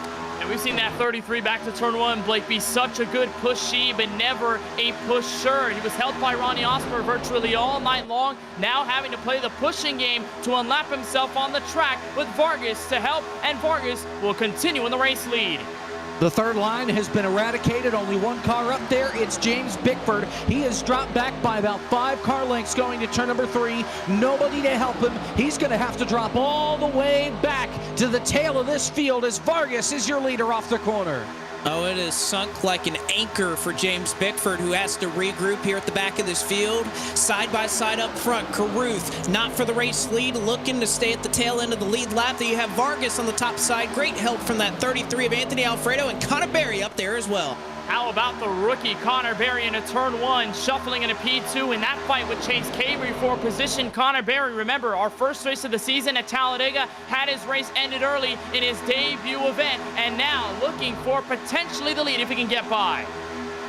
Ryan Vargas out in front of this field. He's got help from Alfredo. He's got help from Connor Berry. Connor Berry is at least on the lead lap. The 33 is not, neither on the 24 or the 96. Matt Stallneck looking for a lane around as he swings back down low. He'll go all the way to the bottom. Runs into the back of Chase Cavery. He still hangs on to it as Stallneck trying to make up his mind and find somewhere to make a run. He'll just tuck down to the bottom behind car 39. Going to check up the inside lane significantly, the 41. Lucky that he didn't get run into the rear of by the 83 of Joey Padgett, a playoff driver in this series. They're going to double up once again. Now Ryan Vargas will try to get a nose ahead of Rajah Carruth, but a battle already won for the race lead. Side by side, even though it's not for the lead. Vargas out in front, Carruth trying to hold on and stay on the lead lap in the event a caution could come out. He's back out in front for just a moment off the corner. Well, all those lead lap cars starting to really form up on the top side. A lot of organization out there. Vargas, Alfredo, Connor Berry moved DJ Cummings into that conversation as well, trying to get by the lap traffic there on the bottom. So far, unsuccessful. We've seen this happen all race long, Blake, as they go back for turns 1 and 2, that even if you've got a lot of drivers on the outside or the inside, it is really hard to escape. Fortunately for Ryan Vargas, he's very comfortable at the front, and this push by Alfredo might clear him officially from everyone else. He knows how to do it. He's been able to race his way to the championship before. He drops to the bottom. Rajah Carruth gets squirrely. He's clear, just barely. Oh, what a save by Rajah Carruth through turn number 3. Vargas out in front, controlling the lanes. And Carruth collects it, keeps Vargas up front, but here comes Anthony Alfredo. The Logitech Chevrolet has not been denied up to this point, and he is looking to try and get back onto the lead lap after biffing it on pit road. But he needs a caution desperately, and so does everybody else that's trying to fight for the same spot that 33 is holding right now. Carruth is able to maintain on the bottom. He'll take that lucky dog spot away, at least for the moment. They'll even out at the exit of turn 2, and Ryan Vargas, huge buffer. He's comfortable in the race lead. Well past the halfway point, 50 laps are complete, just 40 to go. Ryan Vargas trying to win his way into the next round. Connor Berry has a wall formed in front of him to try and get to the race leader. He's got to get through Alfredo and Carruth. We'll see if he's able to do it here and not gonna be able to make a run this time. Matt Stallneck, though, peeking to the inside, nearly looked 3 wide on Connor Berry there on the top side, but Matt Stallneck getting antsy right there in that 6th position. There's a little wiggle there. The 2 teammates on the bottom, the 83 and the 66, Padgett and Wilson, both teammates at Team Joyride, looking to work together. Almost a little bit of chaos there, but they're going to even out again, inside, outside, and Alfredo looks for the point, even though he's not officially in the race lead. Very difficult for either line, Kenneth, to actually break away. They just get side by side and sort of side draft off each other. Unless you're on the bottom, it's very difficult to break away and get out in front. Ryan Vargas finding it the easy way right now. Well, we've seen that middle work before, but we just haven't seen quite the organization up there on the top side. Connor Berry chucked up right behind Anthony Alfredo. Great pushing out of 33. We'll see if Stallneck stays in line. He does into turn 1. And Jacob, that's a good point. On that last lap, with everybody not being able to escape from one another, do you wonder if the drivers near the rear of the top 10 or even the top 15 start to clutch up and start to accordion all together before our second round of green flag pit stops? Just have to wait and see. We're getting close to that point, about 10 laps away from the window opening on pit stops for the second time. Hopefully things go a little bit cleaner, or some drivers may be hoping that enough happens where we get a caution. Vargas not hoping for one right now. He's your leader. Vargas is your leader, and Eric, these guys are in a weird quagmire right now where if you're Raja Caruth, you're the lucky dog right now. Everything is looking fantastic for you, but the more you push that car in front of you of Ryan Vargas, you get him clear of Anthony Alfredo. Guess what? That makes Alfredo the lucky dog. So I'm sure Raja Caruth in a really tough position right now, not really sure where exactly he wants to go as Alfredo clears for the lead. Yeah, now that Alfredo's cleared for the lead, that really puts both Raja Caruth, Michael Fisher, a lot of the lap down cars in that inside lane in a tough spot. And I mean, for a while there throughout this run, you've had 4 of the top 5 in that pack, either on the tail end of the lead lap or racing to get that lucky dog. Oh, trouble, turn 3. Ryan Vargas gets turned. Raja Caruth is around. Ronnie Osmer into the outside wall. Michael Fisher, another car trapped against the outside wall. His cars scattered, trying to avoid James Bickford, the other car involved, coming off turn 4. Anthony Alfredo got down in front of Vargas. Connor Berry was going for the lead. Vargas lifted, Caruth did not. That turned the 26 Leargas security car sideways, and it was on in turns 3 and 4. Trouble at the front of the field, and like you said, it was what was then your race leader in Ryan Vargas that gets hit by the lap car, and Raja Caruth sends them up. A vicious impact into the outside retaining wall, nearly 160 miles an hour when they made contact. Michael Fisher, Ronnie Osmer, James Bickford involved in this one as well, all starting around that 26 and 24 car. And you see Dale Tanhart, is he going to find a way to make it through? He does. He misses all the calamity at nearly full speed. Does that 81 of Dale Tanhart. Caution is out for the first time here at Daytona with all of these lap cars trying to duke it out with your race leaders. And again, as you saw what happened at the exit of turn 4, just a little miscommunication. They had been checking up significantly over the last half lap or so, Blake, before that contact ensued between Caruth and Vargas. Fortunately, all the drivers here involved, all non-playoff drivers for the most part, apart from Vargas, who is luckily able to escape. And now it's going to make the fight for the lead a lot more interesting. Barry, the leader, bringing a couple of drivers in for pit service.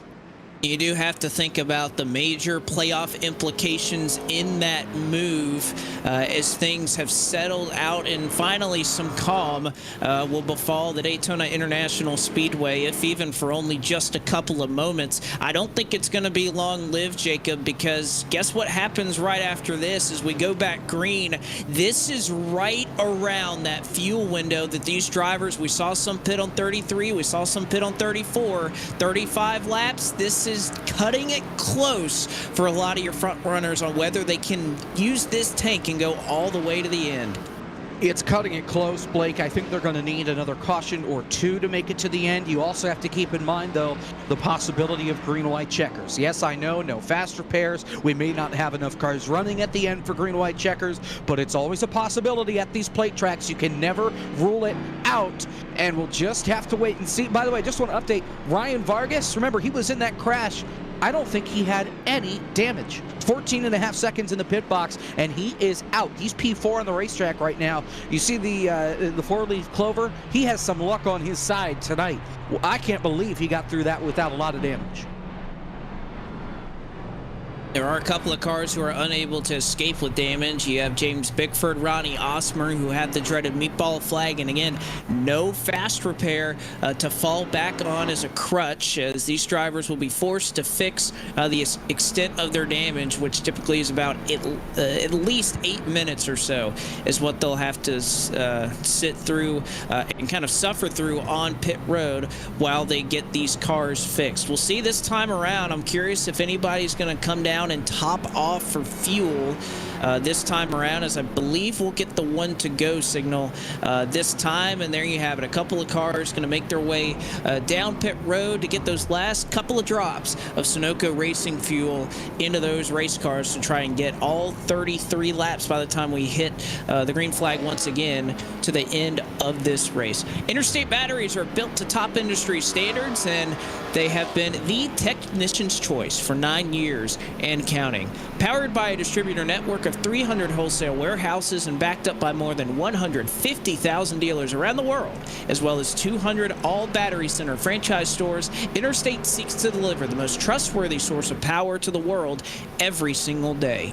Interstate Batteries, outrageously dependable and proud partner of the Monday Night Racing Pro Series, presented by Interstate Batteries. Blake McCandless on the call with you here in the booth. We have Kenneth Bueno in turns 1 and 2, Jacob Hitz in 3 and 4, as well as Eric Eastep, a part of our Monday Night Racing coverage tonight on Podium Esports. It is the second race of the Season 6 playoffs, and we are looking to determine if anybody is going to be able to lock their way into the round of 8, or perhaps a non-playoff driver gets it done here at Daytona. You can see our grid rival matchups here on the left-hand side of your screen. Just a quick reminder to see how those matchups are faring throughout the night, those head-to-head matchups, as well as where our favorite is. You can see Garrett Smithley right there at the top of the board. He currently runs in the 26th position. Gonna have to make up some spots as your favorite if he wants to go to victory lane tonight. Pace car's gonna pull off. It'll be 33 laps to go. You can see the green flag in the air. We just have to wait for Barney to wave it, and there he goes. 33 circuits left around the Daytona International Speedway as Connor Berry gets a little bit of a jump, about a car length above Justin Melillo and Adam Cabot, who's found their way at the front of the field. And luckily, Justin Melillo and Will Rogers, the 53 and the 7, do a nice job of catching up to Berry before they enter turn 1. That's a big defect of having such a huge jump as the leader on the restart, but it looks like the lead will change hands immediately at the exit of turn 2. Pair of playoff drivers, Jacob, Adam Cabot, Ryan Vargas going for the lead. Vargas drops down to the bottom. How about Mark Robillas? He's taking over P3. He drops to the bottom, second down there. He pushes Vargas to the lead. Cabot drops back to third. Now he's under pressure for that spot. Connor Berry peeking to the inside. You could say a picture-perfect scenario for Mark Robillas, winless in his Monday Night Racing career, looking to go to victory lane for the first time. He may be able to do it tonight at Daytona, but right now he's side-by-side for second. Here comes Adam Cabot with a lot of momentum from Chase Cabry. And despite only having 2 cars, Blake, on that outside lane, they have such a huge run to the guys on the bottom. Now here comes Connor Berry. He'll move up a lane. He'll block Dale Tanhart's run on the outside. And now here comes Justin Melillo to fill the space, making 3 cars on the bottom and roughly 4 or 5 on the outside. Tanhart drops back to the bottom side now. Anthony Alfredo was surging. He made a third line up on the outside of the racetrack. Alfredo back on the lead lap, storming toward the front. He's now P6 on the racetrack. Vargas peeks to the outside. Cabot, your leader. Here's Vargas to the top. Vargas goes up. He'll slide up in front of Chase Cabry. Big momentum there on the top side. Vargas will have it at the stripe as we start lap 60. Ryan Vargas, Chase Cabry, and Connor Berry, top 3. Ryan Vargas will move to the inside lane. Will Chase Cabry follow? He was about to, but got the door shut by the 17 of Adam Cabot, who fills the gap. Connor Berry going to help the 39 at the exit of turn 2. Ryan Vargas not going to elect to block, and Anthony Alfredo bringing the 3rd car in that outside lane to the front. Here comes Chase Cabry. Hit the wall earlier in this race, trying to take it back to the front. He takes over the race lead. Not quite clear of Vargas. He's storming back on the inside line with help from Cabot. Wheel to wheel off corner number 4. Thought they would be formed up a little bit more here at the front of the field, Eric, but you can see a long line of cars there on the bottom. I think with all of these drivers still wondering if fuel mileage is the question, are we going to see too many cars trying to defend and try to stay up here at the front? Because obviously the further forward you get, the worse your fuel mileage is. I know one driver who is on the offensive right now, and it was just mentioned in the chat by Tyler Sanchez. Anthony Alfredo is already up into the top 5. He was a lap down before that previous caution came out. So certainly going to be some varying strategies, but right now there's some key drivers laying it all on the line. One of those drivers is Chase Cabry, who is cleared down to the bottom side. He slices his way down in front of Ryan Vargas, and here comes Vargas once again. Contact made, back down to the bottom. Cabry blocking both lanes as Connor Berry goes side by side with Ryan Vargas. A sketchy moment there in the tri-oval. Here comes Connor Berry looking for the top spot. That was heaven sent, Blake, for the 0-2 of Connor Berry, who looked for the race lead in the middle of the trial and now does it again. Entrance turn 1 and now exit turn 2. Even out at the exit of the 31 degrees of banking. A big shove from Anthony Alfredo in the 33, but Jacob, they are still gridlocked on the back straightaway. Side by side at the front, Cabri on the inside, Connor Berry on the outside, Alfredo giving help to Berry, Vargas giving help to Cabri. Will any driver give an inch? The answer is no. The 39 pokes its nose out in front. He leads off the corner. Connor Berry has been up here at the front all night, in the pride of Menifee, California. Will go to the top spot, but not quite at the stripe. Just gets edged out by Cabri by 12 1/1000ths of a second. The 0-2 looking to gain it back. And it's Chase Cabri, by the way, the Tampa, Florida native. Blake looking to defend on his home turf with a California native right behind him and Ryan Vargas to assist. Here's on board with Matt Stolnick in the 41, finally breaking his way back into the top 10. And Chase Cabri gonna let the whole field by on the apron. Almost looked like he got loose coming off corner number 2, or maybe a tap from Ryan Vargas. Nonetheless, Cabri drops from the lead to the back, maybe in an effort to try and save some fuel. Connor Berry leads him around to the outside. Vargas storming back on the bottom, help from Cabot. He's a car length back. There are 6 cars lined up, 5 on the top side of the racetrack. The bottom has strung out, and I think you've hit the nail on the head there, Jacob. Fuel mileage amongst what these drivers are thinking about, but Connor Berry certainly not. He goes to the race lead. He has nothing to lose. He's not even running for the playoffs this season. Cabri going to fall back to the latter half of the top 10, P9, where he sits. And then he got a question whether it's the same concern for Ryan Vargas, whether it's the same concern for Cabot or Sora in the midst of the top 5. And how many drivers are just willing to push their luck thinking we'll get a caution? We didn't get one in that early stint, and it burned Colin Fern pretty good. We'll see what these drivers decide to do. Vargas charging on the inside line. Berry running up on the top side off corner 4. Oh, and Berry gets a little loose. Alfredo shoving him with all of his might. Another driver that does not have to worry about the playoffs is that second car on the outside line, the Logitech Chevrolet of Anthony Alfredo. Presley Sora and Adam Cabot, though, they definitely have playoffs on their mind. And we always talk about the philosophies, Blake, of those non-playoff drivers versus the playoff ones running for the championship. How aggressive are the non-playoff drivers, because they have nothing to lose. They're looking, most notably, a lot of them for their first wins in MNR, and they're being very aggressive right now with Connor Berry holding out at the front. Several drivers. And don't look now. Those drivers in the back of the field, Blake, those drivers in the back of the field are starting to work together. Some playoff drivers in this. Joey Padgett amongst them. Gary Sexton, Reed Wilson starting to pick their way through the single file and push their way to the front. And you have to wonder if it's starting to get into worrisome time for them. They need the track position. They need to make it on fuel. There is so much to balance if you're one of these drivers at the front of the field. Berry, Alfredo, and Vargas, your top 3. And look at the run. When you get on the outside lane, that's led by your pole sitter, Gary Sexton, and it turns 1 and 2. He got together with Joey Padgett and the 66 of Reed Wilson, the 2 Team Joyride cars, and Berry goes for the bottom, and Alfredo surges for the lead. Alfredo got a huge run, got to the outside. Berry wasn't able to make the block in time, and Anthony Alfredo from the front to the back to the front. He leads on the outside line. Lap car ahead, it's Rajat Karuth. He's on the bottom, pinned to the yellow line. We'll see where he goes up off the corner. And Rajat Karuth 1 lap down. He moves to 2, but he's going to stay on the bottom, and the rest of the field, I don't think they were expecting that, as they slide just high enough to allow them to go 3 wide as Karuth parks it on the bottom. It looks like the field gets by him cleanly into turn 1.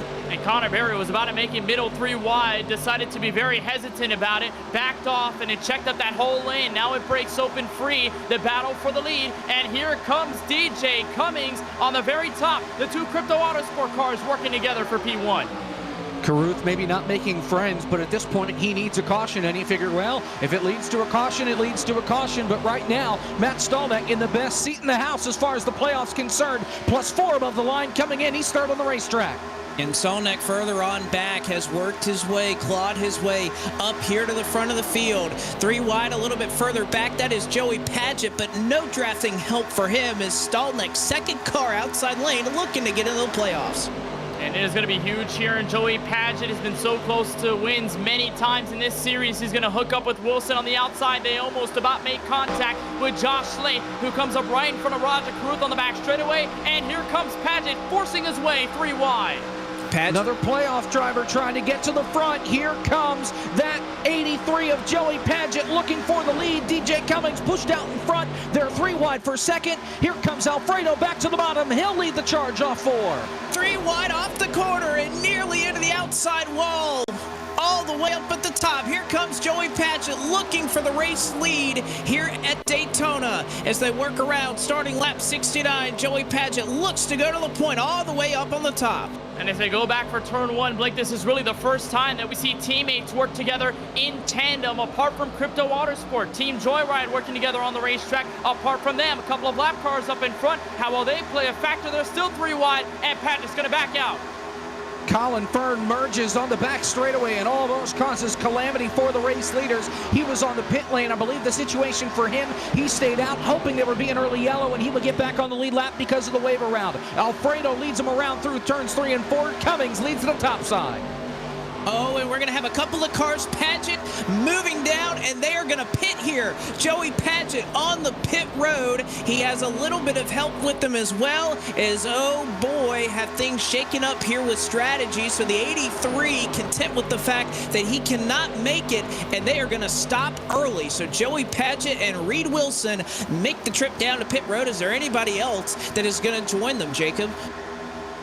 We'll have to wait and see. I'm not convinced the way these guys are racing right now, but Anthony Alfredo is still leading the charge. DJ Cummings up on the outside line, had the lead for a brief moment, charging back into turn number 3. Alfredo surges ahead, help from Presley Sora. Sora blinks, he's gone, now he's there. He's a magician on the racetrack. And it looks like this time around, everybody going to stay above that dotted or doubled yellow line. Anthony Alfredo, Presley Sora, DJ Cummings, and Matt Stallnick, your top 4. They stay out. Lap traffic, though, ahead into turn 1. It looks like it's going to be George Botfans Jr. at the very top. They almost about made contact, or rather that is Chris Reaver in the number 9 machine. That Fox 8 car at the very top of the banking. He'll clear out of the way of the lead pack. Now here comes DJ Cummings to help from the 41 to curb alongside the 33 for the lead on the back straightaway. DJ Cummings said, come on, Weaver, you almost gave me a heart attack. Nonetheless, he tries to lead that outside line. Not quite going to make it happen. That bottom side rules supreme on the yellow line as here comes Alfredo with the lead. Anthony Alfredo off of the corner, but here is a huge run. Change up at the front of the field, perhaps not quite at the stripe, but DJ Cummings looking to go to victory lane here in Monday Night Racing. The eNASCAR Chevrolet looks to take the lead. And like JID, the 33 of Alfredo is showing muscle when it's flexing time. The Super Speedway king at the moment, at least as far as last season is concerned. The Monday Night Racing Pro Series holds on to the lead for now with help from Sora. And here comes Cummings to retaliate on the outside row 1. Can that outside line hold it together? We'll see when they get to turn number 3. The answer today so far has been no. And once again, the bottom side, one more car down there, but that doesn't even have anything to do with it. Alfredo way clear for the lead. And not only are these drivers battling up front, and they are trying to hold on as Joey Padgett and Reed Wilson just a couple of seconds up the road. You can nearly see it in the shot. Those two cars losing time to the race leader, so that early pit not exactly working. And it's not working just because everybody in front of them is not pitting right now. We saw early on with Robbie Lyons and another car in the middle of the green flag stops. They pitted just a lap or 2 before everybody else did. One car chasing way to the apron. That was Roger Carruth. Might have gotten loose. He's able to save it. Yeah, he got loose because Colin Fern picked the rear tires up off the ground. That 86, he was shoving him off the corner, and that just got turned him sideways. Fern, a man on the mission, trying to get back to the lead lap. He's third now, pushing the bottom side clear of the top. Fighting for his playoff life is Colin Fern, trying to get back into the race lead, and like you mentioned, back onto the lead lap. He'll look to the high side of Presley Sora. No drafting help, though, for car 86, but Fern going to go to the front with everybody saving fuel. Try to see if Fern is successful on his route. He'll have Roger Carruth behind him by a couple of car lengths. It won't work all by himself. The bottom lane going to continue their momentous run to the front. Now here comes the 24. Little shuffle around the top 10. That was Dale Tanhart and Mark Rubilis in the 99. Raja Carruth now to help the 86 of Colin Fern on the outside of the racetrack. He tries to give him the push through turns 3 and 4. We'll see how it works out, but Anthony Alfredo able to roll on that inside line once more. Everybody single file aside from Fern and Carruth, trying to make some ground up, and you have to think that this is related to whether these drivers think they can go the rest of the distance on fuel. We saw them aggressive early, not much more with 16 to go. But also as well, Blake, if you do decide to come down pit road, you have to give yourself enough time to get back up in the running order. Chances are you may pit a little too late, and then by the time you're trying to rebound to the front, it is all too well over this race. So you need to keep that out in mind as well. Here comes Mark Robillas to the outside. Fern is clear down on the bottom. He gets a lap back, but Mark Robillas looking for third, side by side with DJ Cummings trying to push Raja Caruth on the outside. And you can see how easy it is that everybody on the straightaway running at roughly 75%. When somebody goes full throttle, it is noticeable. Robillas goes to the high side. He'll leapfrog a couple of cars. He slots back down in the 5th position. And you have to imagine as they go back for turn 1, that's a saving grace for Anthony Alfredo, who spent so much time at the front without anybody right in front of him to help with the draft. So he's able to save a little bit of fuel. The 98 and the 10 all in the same mindset. And the 24th Caruth still the lone driver up at the top. Your leaders are single file. We are inside 15 laps to go. Coming to 14 to go this time by. Alfredo washes up the racetrack, pushes that 24 Sunoco Chevrolet up the hill just a touch as they come off the corner. And Caruth is doing everything he can, trying to turn up the temperature, so to speak, because not only does he need to get back on the lead lap, he needs a caution to have any chance to try to get back in this one. Fern and Caruth both trying to turn up the temperature here at the front of the field. And remember the last time we had a caution flag here at Daytona in this race, Caruth was a part of it, got into the rear end of Ryan Vargas, and that was when everybody was bunched up accordion together. Now it's a largely different story. Fern going to swing up to the top of the racetrack, off the banking in turn 2, and here comes Chase Cabry in the back, moving to the front as well.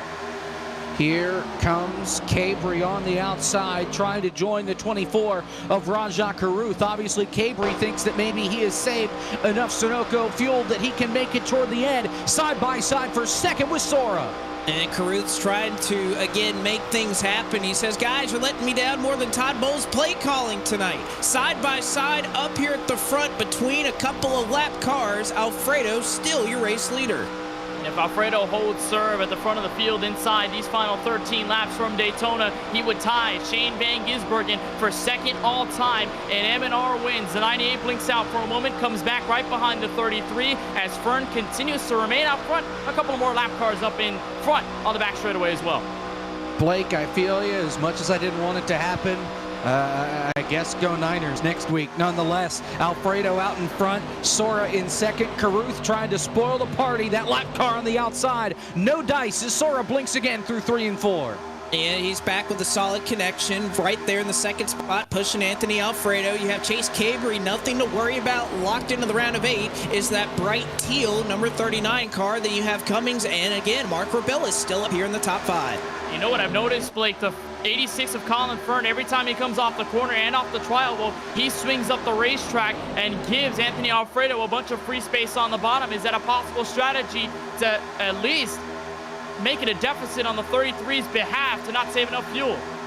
It's possible, and they're approaching some lap traffic here as well. The 2 cars that pitted a handful of laps ago, Joey Padgett and Reed Wilson, they're going to get lapped in about the next 10 seconds as the field makes their way through turn 3. We're inside 15 to go. Alfredo, your leader. And we're coming to 11 laps to go this next time by, and whether you can make it, whether you can't on fuel, that is the question. These drivers will have an answer in about 11 laps. We'll see if they can make it with Alfredo still out front.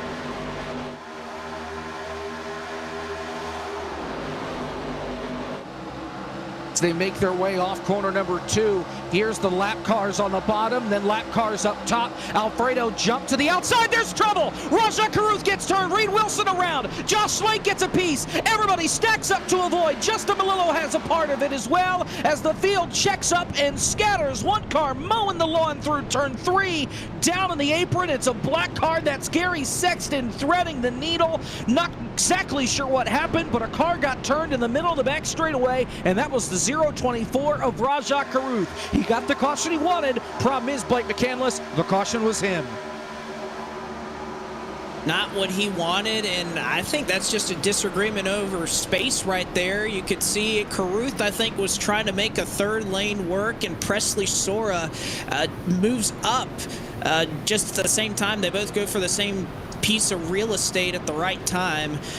And it is obviously tough for Carruth. Sora makes it out unscathed. A couple of playoff drivers don't, but Carruth wrapped up in this second incident of the night. Reed Wilson also was trying to get back in the lucky dog position. I think, according to timing and scoring, could be wrong. I think Brett Baldeck may be the lucky recipient of the lucky dog. We'll see. We'll get confirmation off of race control Josh Mendoza in the chat in just a couple of moments. But you're right there, just a fight for the same real estate. Two different philosophies and two different mindsets. Carruth just trying to go for the lead, or at least to unlap himself in that case. And then Sora just wanting to get around the Team Joyride duo and get around them cleanly so he can fight for the race lead with Alfredo. So that all happens. You watch here with Nick Olson, who gets around the wreck. That's Justin Melillo, who unfortunately was in it in the 53. I think that's the second time, Blake, he's involved in a caution tonight from Daytona, this time inside. 10 laps to go. And Anthony Alfredo Presley Sora. Looks like Presley Sora is going to stay out, and Alfredo is going to come in, bring a couple of cars in with him. I think the question is now, Jacob, I think you can make it to the end on fuel, but as we know, this is Monday Night Racing and this is Daytona. The potential for green-white checkers, I would say, is pretty high. Do they have enough fuel to get through 3 green-white checkered attempts? I would say no. So how much are you going to risk losing that track position versus saving fuel? We see who is willing to stay out. You see Presley Sora, DJ Cummings, Matt Stallneck are for their chance to try and go in victory lane tonight. But not as many as I thought we would see stay out. I thought we'd see a couple more drivers take the risk. I'm surprised that we see playoff drivers take that risk, Jacob. I didn't think, if you're Sora Stallneck, the last thing you want to do is run into green-white checkers and not be able to make it to the end on gas. Unless they think that staying out will work for now. Because we're going to get a restart with what, maybe 6 to go? That gives them 6 laps to crash behind Stallneck and Sora. Then you pit. You have a little less cars on the racetrack. That may open up the window here where they may look like geniuses, but you're right. It's a little concerning if you're a guy that's in the playoffs that needs a good run tonight. You may not be able to make it to the end on fuel if we have more than one green-white checker and you're staying on the racetrack. You have to be uber saving right now. You do, and I think one driver that may be doing just that is our Toughco in-race reporter in Matt Stallneck, and we get to talk to him just in the midst of crunch time. And Matt, you've kind of made your bed here. You decided to stay out. How's the fuel situation looking? I feel like we're pretty good to go here. I'm showing like 13 laps to the good, so I think I'm at least good for 1 green-white checkered. I mean, just it's the playoffs right now, man. You gotta pull out every stop, and our track position was too good right now, and I got a teammate up here, so I'm gonna go get this win. I know you and DJ Cummings have been working together quite a lot. Is that something with DJ out of the playoffs that you've really been able to kind of rely on him and know that when you do make these moves in the midst of the pack that you have somebody that's going to be going with you? 1000%. You know, he's a close friend of mine in real life and on the racetrack, and we work great together, so I know I can trust him, and I think we're gonna make some magic happen here on this restart. All right, Matt. Well, best of luck to you here. We'll let you get back after it. Good luck. Thanks. So thank you, Matt Stallneck, for talking to us, our Toughco in-race reporter here tonight, as the lights have extinguished on the pace car. Eric, this is about to get wild. Absolutely. I did see my favorite comment of the night. So we showed that great replay of Nick Olson in the purple 24 sliding through the grass to avoid any contact. MKE Plane Spotting wants to pay him to mow his lawn. So if sim racing, for whatever reason, doesn't work out, I think Nick Olson at least he'll have a paycheck coming his way if he gets in contact with our chat. Good for them, as looks like the pace car is going to pull off here. We will restart. 7 laps to go. The scheduled distance here at Daytona. Presley Sora and DJ Cummings into the restart zone. Green flag is back in the air, and we are back going here at Daytona. Nearly door-to-door for the race lead. Sora and Cummings. Here comes Adam Cabot to push the number 79. We talked to Matt Stolnick there not too long ago. He said that he's got his teammate and DJ Cummings with him. How does the 41 or the 10 play this game to double up together and ditch the rest of the pack for the win? That inside lane virtually non-existent. Now they'll catch up on behalf of the 27 of Michael Massey, though, even out on the back straightaway. Here comes that third line, rocketing up toward the outside wall. Chase Cabry is pushing Joey Padgett. 5, 6 rows they pass. They are to the lead almost through 3 and 4. Malillo leading the bottom. They're side by side, 3 wide for third. Bow fans will tuck back into the bottom, but it is all about that momentum in that third lane right now. Joey Padgett up to third as they crash further back in the pack. Caution is out as things were just getting good up here. As you can see, the number 66 spun around yet again here on the front stretch. That was contact with Raja Caruth at the exit of turn 4. You'll see it here. Both of them not significantly running in the draft. On the back end of all this, there's Colin Fern, that 86 machine. But a playoff driver wrapped up in this, that is Nick Olson, that white and purple Chevrolet at the bottom. You see the 66 tag with the 024, comes down the track, slams into the right side of Olson's machine, and Olson again having to mow the lawn on the tri-oval front straightaway. That looks to be, I think that might be some extensive damage on the 24. We're gonna have to officially confirm that, but the 24 again caught up in some mess as he is 26 on the racetrack, and I think, Jacob, offer your confirmation, that is significant damage for Olson. That's going to hurt dearly. Yeah, that's a meatball flag, and he came over the radio and basically told all the drivers that they don't have any respect for the playoff guys, as that's, I believe, the second incident that Olson has gotten a part of here tonight. The first one, well, I guess mowing the lawn there, avoiding the crash going down the back straightaway. This time around, he gets involved in some contact, and he actually got up to the back bumper and was pushing Raja Caruth down the back straightaway, voicing his displeasure. He was not too kind. 24 on 24 violence under this caution flag, and he is not too happy with Raja Caruth at all right now. Well, and the reason why is there is a required repair for that 24 car, so he's going to have to sit at least for some time here on pit road, and don't know if it'll be 8 minutes, 45 seconds or anything, but nevertheless for the playoff driver, Nick Olson, tough sledding for him as he actually has to back up to try to get into his pit stall. We'll see what the damage is for the other 24 in Nick Olson. Colin Fern, your lucky dog. And by the way, if you love the racing that you're seeing right now, we would like to remind you that you can sign up for the 5th annual Podium 500. You can sign up today at podiumesports.com for one of the marquee events every year. When it rolls around on the iRacing service, it is a ton of fun. And of course, a lot of prestige on the line as well. So you can sign up today for the 5th annual Podium 500. That is at podiumesports.com. What a fantastic event that Podium 500 is. You gather so many sim racers from across the globe who want that checkered flag at the World Center of Racing. It does mean a lot to win a race like the Podium 500.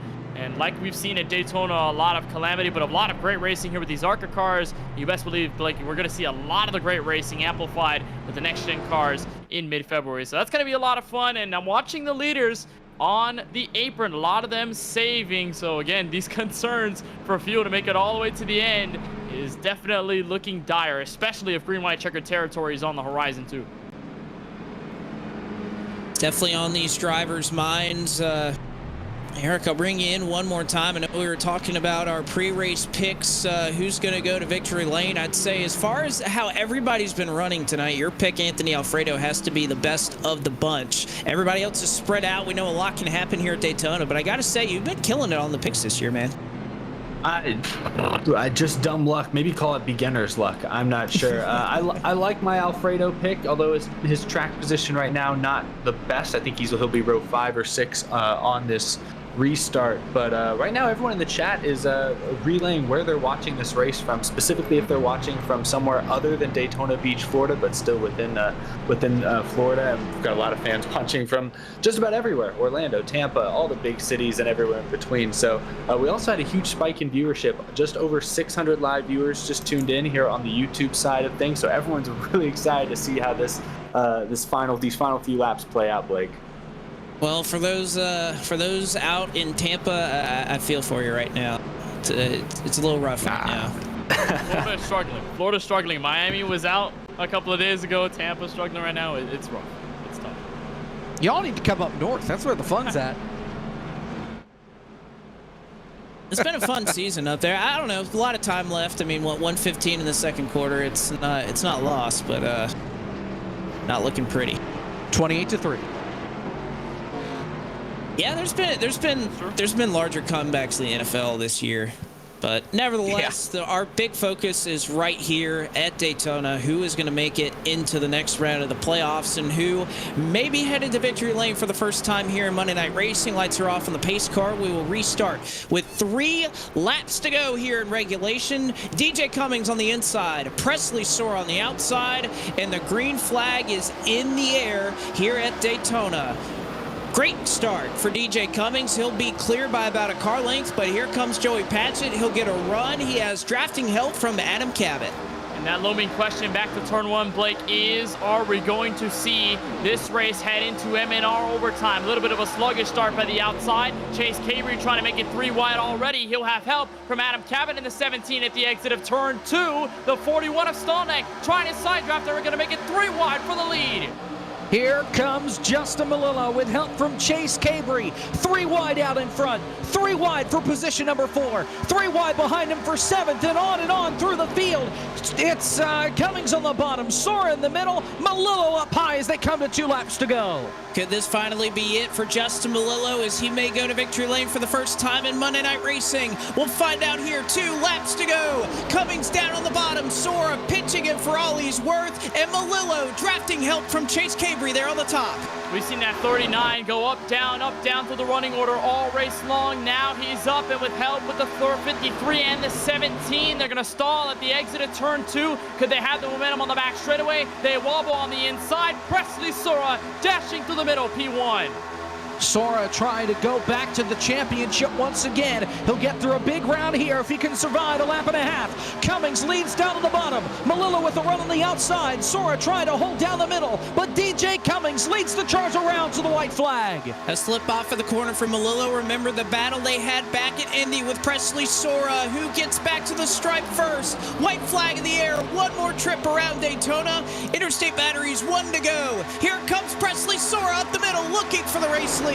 Malillo looking for his first, Cummings looking for his third, Sora looking for an entrance in the next round. They are still leaving 3 wide at the exit of turn 2. Huge run going to build on the 3rd lane. Sora with nowhere to go for the final time on the back straightaway. Will the pack make it back around? 3 wide, 5, 6 rows deep to turn number 3. Cummings leaning on the bottom. The outside with nowhere to go, led by Malillo. Can Presley Sora hang on in the middle? The squeeze is on. Cummings is clear for the lead off turn 4. Off at turn 4 for the final time. They touch to the line. DJ Cummings up the racetrack, but Presley Sora clears the pack as they crash wildly behind them, and Presley Sora steals it at the very last moment by 21 thousandths of a second. And you can see the reaction for Presley Sora, who had a lot of points to make up tonight, and he has locked his way into the round of 8.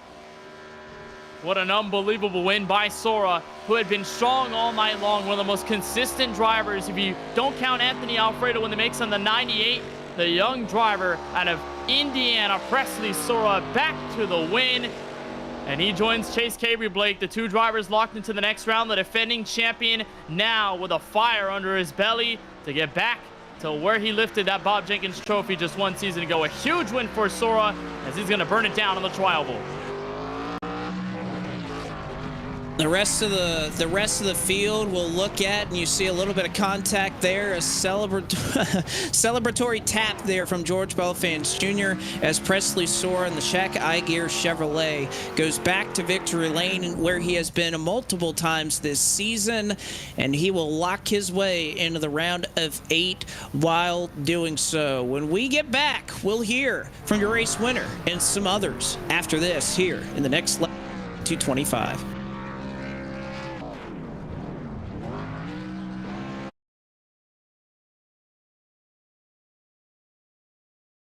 This is an Interstate battery. More pros trust this than any other out there. Yeah, more pros. More, even more pros. Keep going, Moss. Look, we're going to run out of time before we run out of pros who like Interstate. I mean, we'll run out of time before we even run out of left-handed pros who knit. These pros are everywhere, which means so is this battery. Right around the corner, up the street, everywhere. Interstate Batteries, outrageously dependable.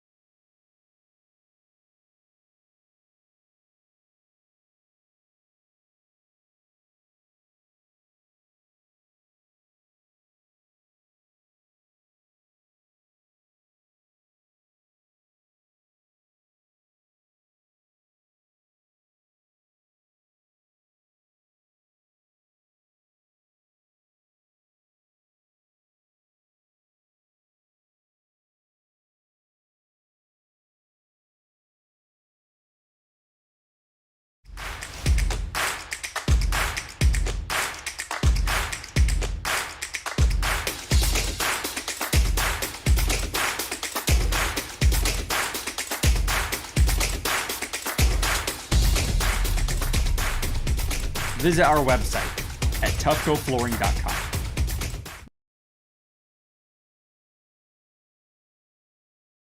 Back with you here from the World Center of Racing as Presley Sora goes to victory lane and locks his way into the round of 8. And fellas, this is how he did it. An unbelievable run to the last lap, all of them 3 wide. And guys, we had a question all race long how viable that third lane would be and who would be the drivers brave enough to take it. They were aggressive in these last couple of laps. It felt like that was the only way to get to the very front. Melillo with Cabri and Adam Cabot, they're bringing a couple of cars more, but the focus is in that purple and yellow number 98 Presley Sora machine in the middle, who was able to hold out all the chaos and take the win, Jacob, in unbelievable fashion. And man, he got a heck of a run off turn 4. I thought it was going to be Cummings to lose, and right there he just gets the run, side drafts a little bit. The problem is that Cummings went to the outside. If he would have stayed at the bottom, I think he would have had the help, but because he lost his drafting partner, that allowed Sora to just go right on by as somebody, I think that was Will Rogers, high up into the air. Huge crash coming to the line, and go figure, as is, well, Daytona tradition, the field crashes into a ball of fire and a blaze of glory coming to the start-finish line.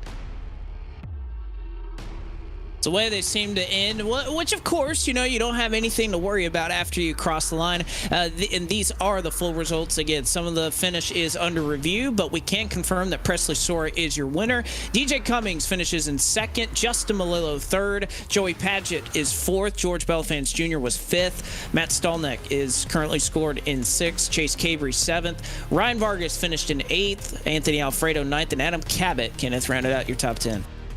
A lot of quiet runs for drivers 11th, 12th, and 13th. Bailey Turner to start all of that in the number 5 machine. Dale Tanhart in his first ever M&R race this season started 33rd on the grid, ends up P12 on the racetrack, so a huge move up to the field for the 81. Lane Sibile, playoff driver, had a quiet one from Daytona. We'll see if he can pick it up here at Watkins Glen. 1 week from tonight, he finishes 13th. Garrett Smithley, the winner at Talladega to kick off our Season 6 series. He ends up P14. Will Rogers started P8. He rounds out your top 15 here from Daytona. Case Collenbach rounded out the rear of the field in 38th, and he makes a move all the way to P16 in the final laps. David Shieldhouse ends up P17. It'll be 18th for playoff driver Corey Heim, 19th for Ford Martin in the 07, and the 21 Jacob Hitz of Max Kennan, the last one to round out the top 20. Steve Affont finishes in P21. Brandon Brown, we didn't talk about him much tonight. He finishes 22nd. Mark Rabillis gets to keep his money. He finishes 23rd. Nobody finished with 0 incidents. And, well, somebody will win $200 next week. Robbie Lyons finishes 24th. Colin Fern, he had a rough go at it tonight. He finishes 25th. Michael Massey, his internet went out coming to the checkered flag. He finishes unofficially in the 26th position. Gary Sexton finishes 27th. Brett Baldeck finishes 28th. Raja Karuth, he had his issues tonight. He finishes 29th. Chris Weaver, Blake, rounds out our top 30. 31st was Michael Fisher. Nick Olson finished in 32nd tonight, 6 laps down, and a tough break for him in these playoffs. 33rd was Devin Henry. 34th, Reed Wilson. Connor Berry, 35th. Joshua Slate, 36th. Ronnie Osmer, 37th. And James Bickford, 38th. 37 laps down in this one. But we are fortunate enough to catch up with one very happy driver. Presley Soares caught up with Eric Eastep. Presley Sora, man, it looked like gridlock there on the final lap, really that whole final restart, but you managed to get a run through that middle lane. What was your view there, especially coming out of turn 4 on the last lap? I just told Justin Malillo this. I didn't know what was happening coming from turn 4 of the checkered. I know I was getting moved around a bunch. I was getting hit in the door. I was getting hit from behind. I didn't know where the run was coming. I thought I was going to get wrecked there coming to checkered at the tri-oval, but somehow I got the run. I think Justin gave me a little tap in the right rear and just propelled my car perfectly enough to get past DJ on the inside. And that if I wouldn't have gotten that push from Justin, I don't think I would have gotten the win. So once again, shout out to Justin Malillo for being the GOAT. Justin is the GOAT. We love Justin in his household. Awesome stuff. Yeah, you need a lot of friends out there. You need people to have your back when it matters most. But winning this race by, I think I heard the interval was 2/100ths of a second. That's as close as it gets. How big is it to win a race, albeit by inches? It's really big because last week I got put in a really bad point. So I ran a good race last week, and at the white flag I got turned because the two guys from outside started hitting each other and spun.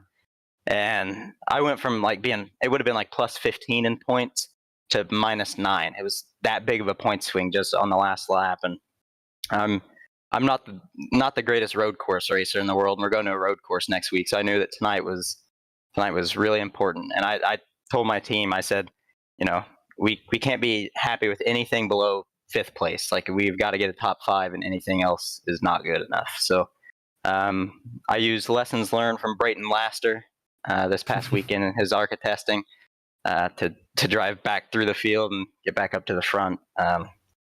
Just like Brayton.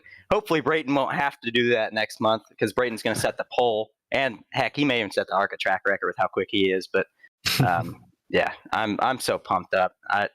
That race was going so well too the first half, and then at the green flag pit stop, I couldn't see my pit box, as in it just wasn't there. My computer graphics aren't the best, so it was legit just an empty pit box, no sign, no guy, no anything. So I slid through it and I lost 30 spots, but man, I'm happy we overcame it. Yeah, absolutely. Well, this is a huge step on your way to potentially defending your Monday Night Racing Championship. So I know Watkins Glen next week, kind of a walk in the park now, no pun intended, but looking ahead to the next couple of rounds, I mean, how do you approach the next 2 weeks? Well, next week I just get to have fun next week now. I love Watkins Glen and I love the Porsche RSR. I may not be fast, but I'm going to have fun racing it. So next week gets to finally be an easy, calm week. I feel like I haven't had one in so long, but so we're just going to take next week as it comes. And then first race of the next round, it'll be right back to serious business, points racing. So, trying to at least get a top 5. I want to win races, and I'm disappointed if I don't win races, but top 5's got me to the playoffs, or got me to the championship 4 last season. So if I can just stay consistent and just, knock off some good finishes next round, I think we're looking at championship number 2 here. Absolutely. Well, it's all about winning at the right time. Well, congratulations, Presley, on the big win tonight at Daytona, and good luck next week at Watkins Glen and with the rest of the Season 6 playoffs. Thank you, and I got to give a big shout-out to Shack Eye Gear, primary sponsor on the car, and then Mamba Media, the team, and Skybox NASCAR, Roasted Gems Coffee, 213 Simware, B-Blaze Vintage, the best vintage apparel and retro streetwear there is. Maconi Setup Shop, Cosman for the design. Man, this thing looks sharp. And then shout out to Robert Dorman and James Pike up in the spotter stand and Pit Box. I wouldn't have won it without them. Just like all my wins, they keep me in good shape. So thank you. Awesome stuff. Presley Sora, winner tonight at Daytona. I believe Kenneth, is standing by with one of our other top finishers. Kenneth? Yes, sir, indeed. Here with the Traction.gg Ford Taurus of Justin Malilla, who ends up third. We'll talk to DJ Cummings in our front stretch post-race show after an amazing finish. But Justin, I have to imagine the nerves do not change at all. Green-white checkered attempt basically in the final laps. You were running fourth. You end up first on that high side. What did it look like from your view?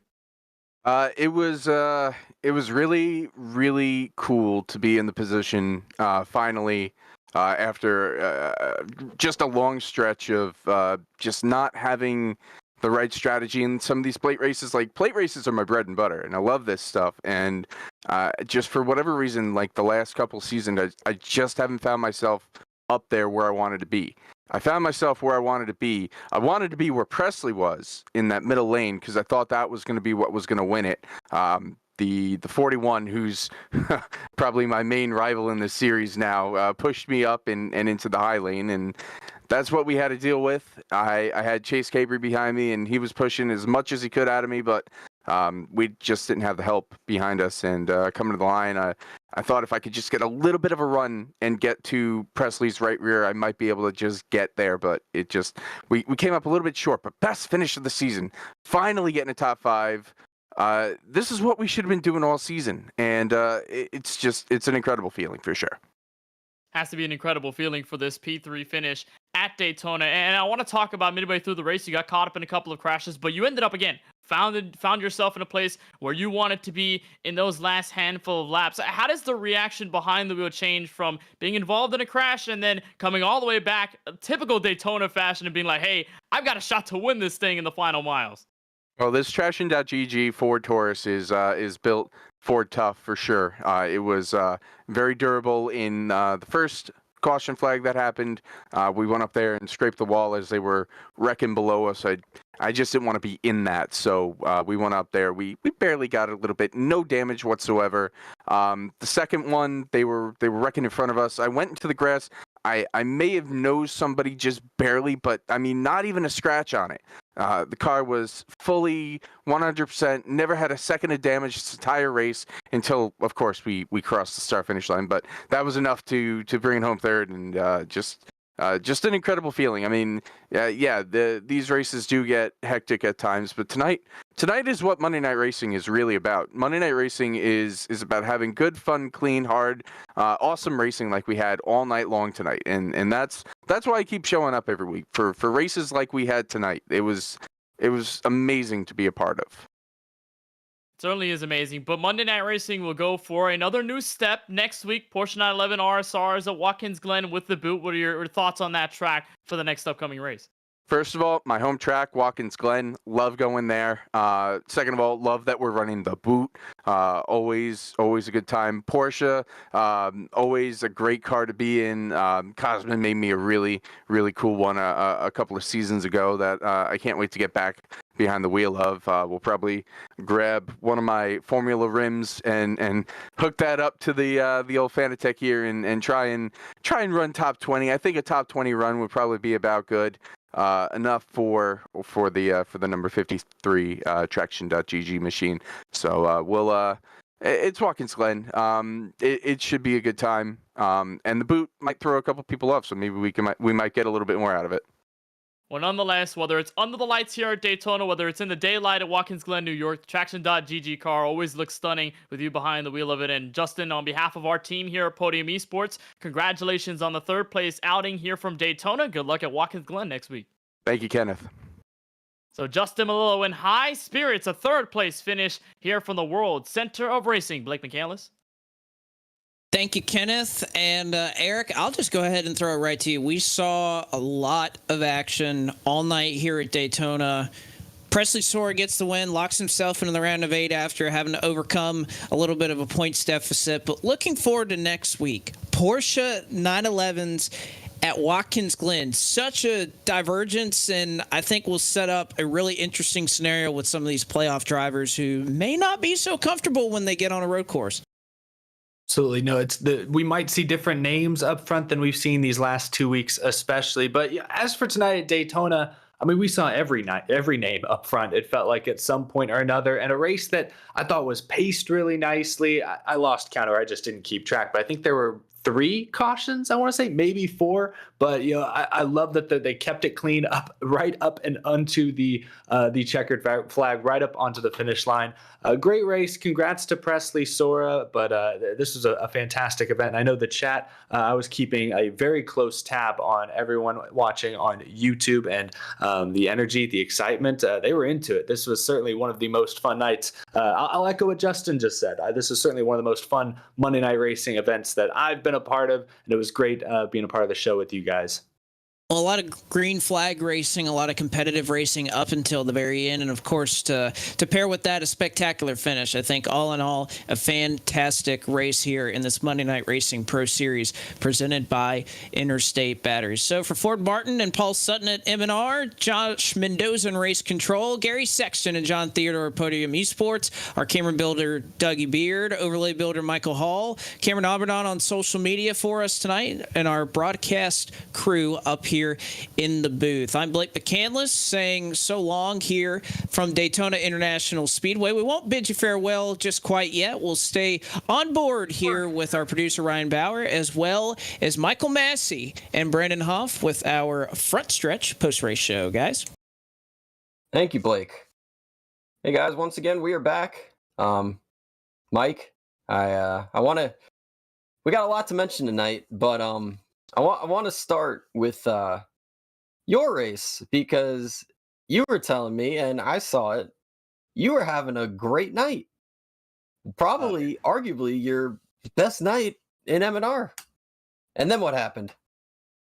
Come on, man. It was awful. Hey, you said you wanted to talk about it. Yeah, I did. I've never been this heartbroken after an M&R race. It was out of my control, too.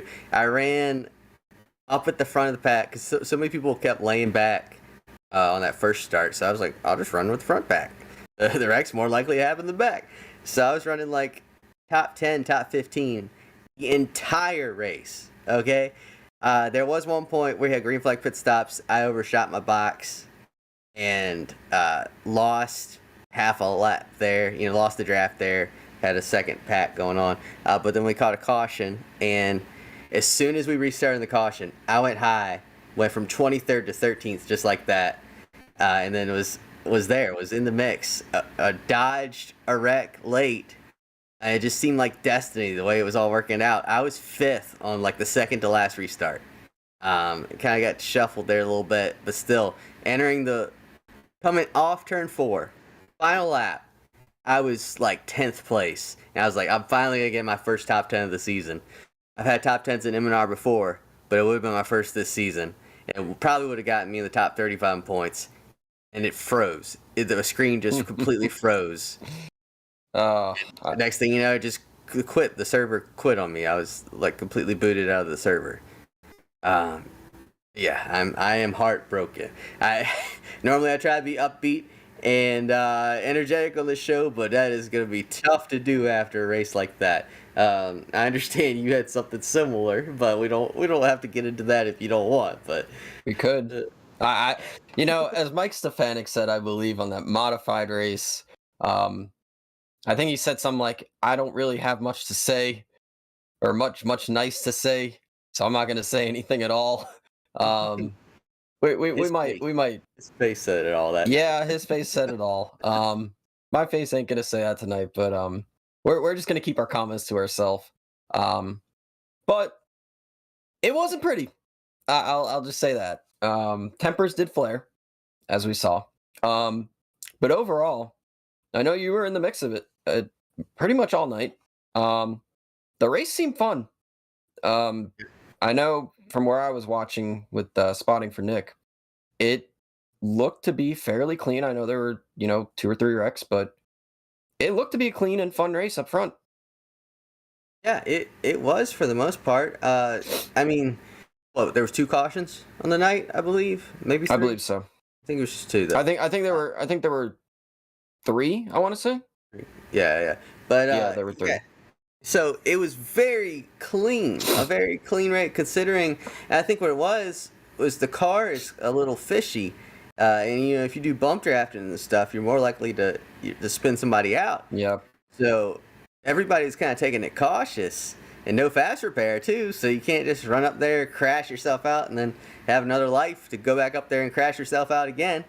So it was a very different approach. There was some stupid driving, as always. Yeah. People, I believe there was one guy that was 20 laps down who wrecked Devin Henry. And just stuff like that going on throughout the pack. But yeah, for the most part, it was a really good race. And at the end, we were going 3 wide for laps at a time, and nobody was wrecking up at the front.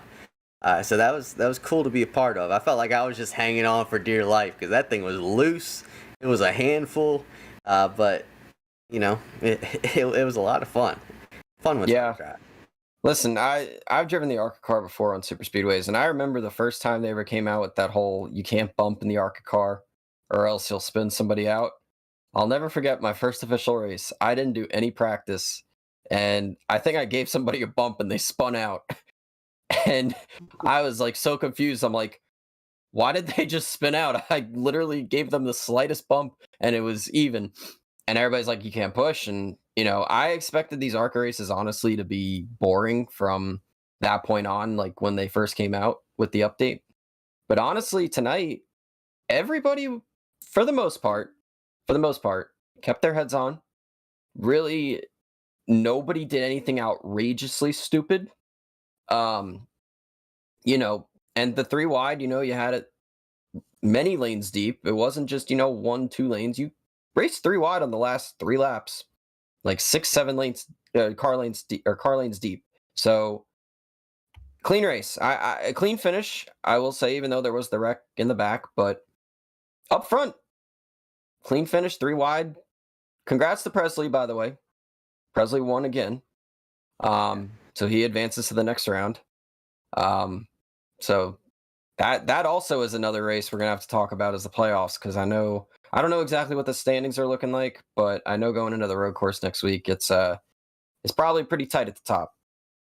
Oh yeah, we got ourselves a cutoff race coming up next week, so that's always plenty of drama, but no drama for Presley Sora and Chase Cavery because they've already punched their ticket in. But it's one of those deals. You always get the underdogs at super speedways where they almost pull through with a win. Tonight it was DJ Cummings and Justin Malillo that were the 2 guys that one of them almost won. It's too bad. I mean, you're happy for Presley, but he's won a bunch of these. You're heartbroken for those that haven't won this year. So mixed emotions there for sure. Yeah, I mean, listen, we know Presley's a favorite everywhere we go, no matter if it's a super speedway, road course, short track, intermediate, whatever. But yeah, I mean, the names up front tonight, DJ and Justin both, the underdogs of this league. They both had their share of good runs. We saw Justin almost win that IndyCar race like a month ago or 2 already. Presley actually wound up winning that race too, I believe. And DJ, he's had his fair share of good runs, but, both got top 3s. But I believe that will lead us into our first guest. If he is ready, DJ Cummings, he will be our first guest. There he is. He's just joined us. There he is. There's the man. DJ, you got a top 3 finish, runner-up finish. What was it like out there tonight? I'd say that was probably one of the cleanest M&R, actually probably the cleanest M&R super speedway race that we have ever had. Taking away quick repairs will actually calm some people down. And there's always those handful of folks each week that want to drive a little bit aggressive because they know they can, because they always got that quick repair in their back pocket. But when you strip it away from them, they got to race a little bit cleaner if they want to have a good race. But that was awesome. Yeah, it was hilarious how that works. But a hell of a day. I thought I watched the replay back. I had a shot to clear Presley up at a turn 4 there, and I just didn't do it. And I thought that the way it was kind of working was the bottom lane would get a little bit of a run, you get out, and then the middle and the top would come back, and then they would stall out, and then it would come back again. So it was a little give and take there for that, for those last couple laps there on that restart. So I was just going to stick to the bottom, because let all those people up there try and make the moves and wreck themselves out. And maybe we stay on the bottom, everybody wrecks up, we're clear, we get the win. That's the plan. Didn't go as expected, but hell, it was a great 3-wide finish there at the end. Man, I haven't won a race in 2.5 years. I can't buy one. A lot of times where it's, I kept saying I should win the superlative for worst luck in MNR because I would always have have a top 10 run just about each week, only to get wiped out by somebody else either being too aggressive or it was just a checkup or what have you. But it was always, I felt like if I didn't have so much bad luck, I might have been in the playoffs. But can't buy a win. It's so damn close. Presley's already won a few. He's reigning champion. I'm like, why are you stealing wins from me, bro? Come on now. But man, that was fun. I enjoyed that. I was like, I'm very very pleased of how the day went out. Ran very well. So I will take a top 3 and run. That'll bump my super speedway rating up quite a bit, hopefully. Well, hopefully, I believe I stole all your bad luck tonight. No, maybe you're in the clear now. But so you're saying there was no team orders or anything to get Presley into the next round? It was every man for himself. Presley's on his own now. He's not on our team. Oh, is he not with you guys anymore? No. He jumped the second he wins the championship, he jumped ship. Oh man. Well, yeah. Okay, there you go. Mike's learning something new every day. That shows how much I'm keeping up with things, I guess. But no team orders there. I'm the playoff guys. I want to win. Oh yeah. I thought this was the best shot to do it. I mean, I'm a decent road racer. I might have a shot at it next week, but figured super speedways are the spots where your average Joes can beat these pro drivers. But what do you know? Yeah, being a non-playoff driver, DJ, how kind of, I guess, tedious do you have to be, or how tedious do you feel you are around those playoff guys compared to, let's say, earlier in the season when everybody's, racing for a playoff spot, you don't have everybody, those 12 drivers in, how does it feel now being in the playoffs, especially at a track like Daytona, trying to be, mindful where those guys are in the championship hunt? I don't care. All right, there we go. It's like, and it was the same way when I made the playoffs the last few seasons. Well, I hadn't made the playoffs now, probably 2 or 3 seasons, but the first couple is everybody races the same way, and it's everybody wants to win. And there will be, I think, the only time I've seen situations where folks will actually be a little courteous of some of the playoff guys is the championship 4 races, but it's everybody's going out there for the same thing to win, regardless if you're in the playoffs or not. So I just go in with the mindset of like, let's have some fun. If we have a good day, we have a good day. If not, it's all right. I'm going to wake up tomorrow and not be mad about it. I asked a dumb question last time, so I'll follow up with a good question. All right.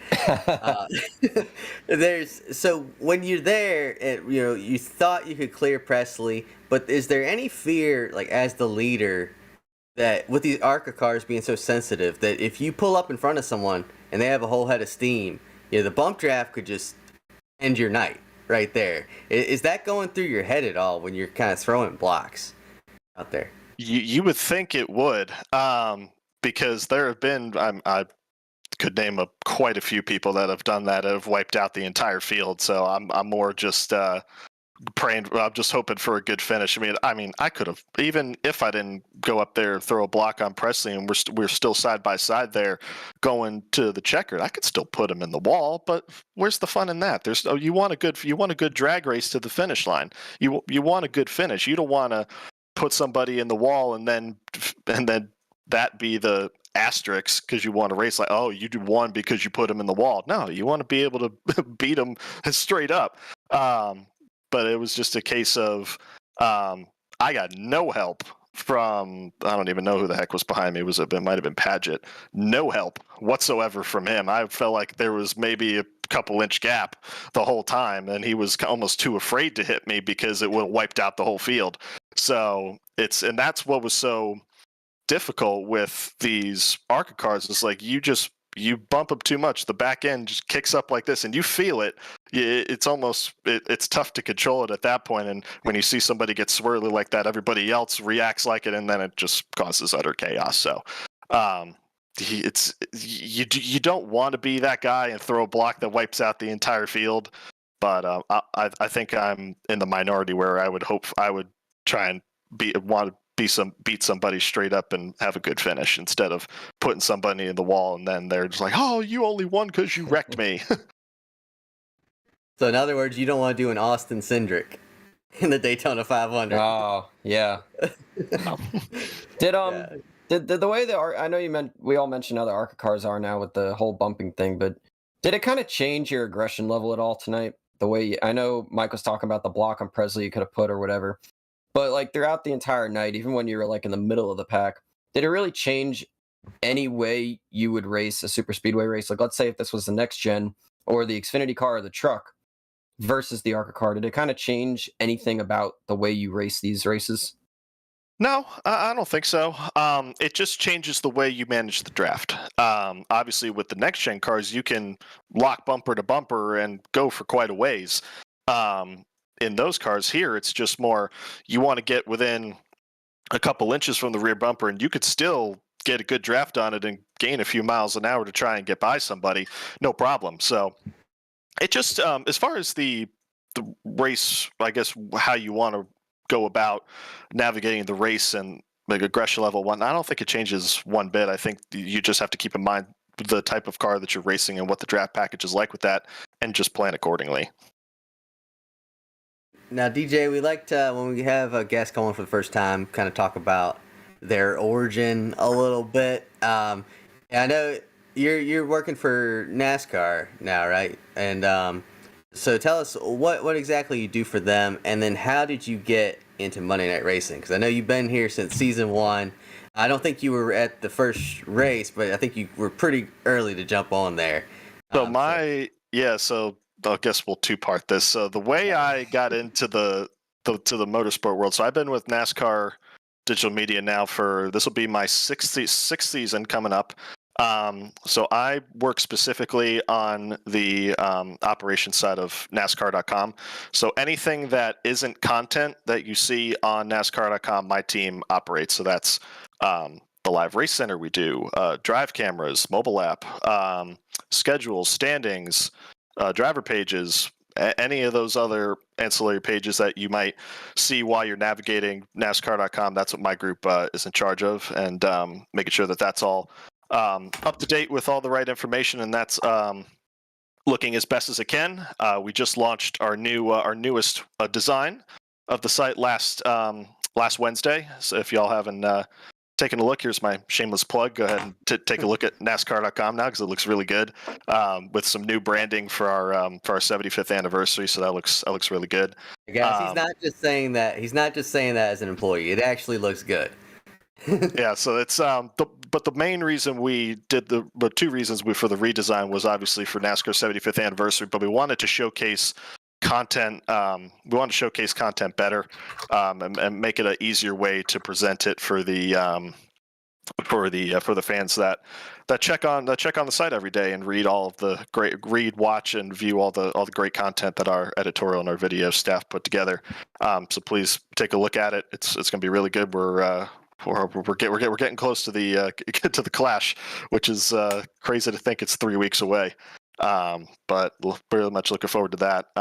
So my origin into MNR. So league owner Ford Martin is one of my greatest friends. We both went to college together up the road at High Point University, and he came to me with the idea of like, what do you know about iRacing? I'm like, I know quite a bit about it. And this was right when COVID had started. It was like I had no rig or anything like that at that point. It was something I had been thinking about for a while, but just had never pulled the trigger on it. And Ford was like, I'm thinking about starting an iRacing league. Would you want to join? I was like, well, if I could get a wheel and pedals, yeah, sure, count me in. So MNR started, it was May 2020, and I didn't get I ordered my wheel and pedals, and I didn't get it in until July. So the first probably the handful of 6 races, I was the role of what Mr. Josh Mendoza is doing right now. I was race control for the first 5 to 6 races before I was able to get my own wheel of pedals and join the field. And the first race I entered, which was, I think we did ARCA at Bristol. We did, and I'd go ahead and wax the field, and everybody was like, "Shit, man, you've been holding out on us." And that was actually the first race that we had. That we had Mr. Bob Jenkins call a race. It was him and Landon Castle were doing it on his Twitch channel. So to say Bob Jenkins called your first iRacing win is kind of cool. Obviously, rest in peace, Mr. Jenkins. I thought that was really awesome. So I think I looked at the stats now. I think I'm at either like 85 total starts. I think for MNR, it's crazy to think we're almost at race number 100 for that. So I think when we get to the summer season, I haven't raced every single event like Ford has, but I'll probably hit start 100 towards the back half of next season. So it's crazy to think it's been we're pushing year 3 of how this has been rolling, but it's fun. It's every season it just continues to get better and better with all these folks that are interested in joining and coming to race with us, and the competition just gets really, really good, which means I got to do better. Yeah, that's the thing. Every year gets tougher, and that is really cool that you had Bob Jenkins call that first win, because man, that guy was a legend. We miss you, Bob. Yep. But yeah, so up next you got Watkins Glen Porsches, I believe. How you feeling about that? You get any laps on the Porsche? Pretty good. I always, when we first brought that Porsche combination in, I think it was a few seasons ago, we did Porsches at, I think it was Canadian Tire, and I finished third to two pretty good road racers, James Davison and Will Power.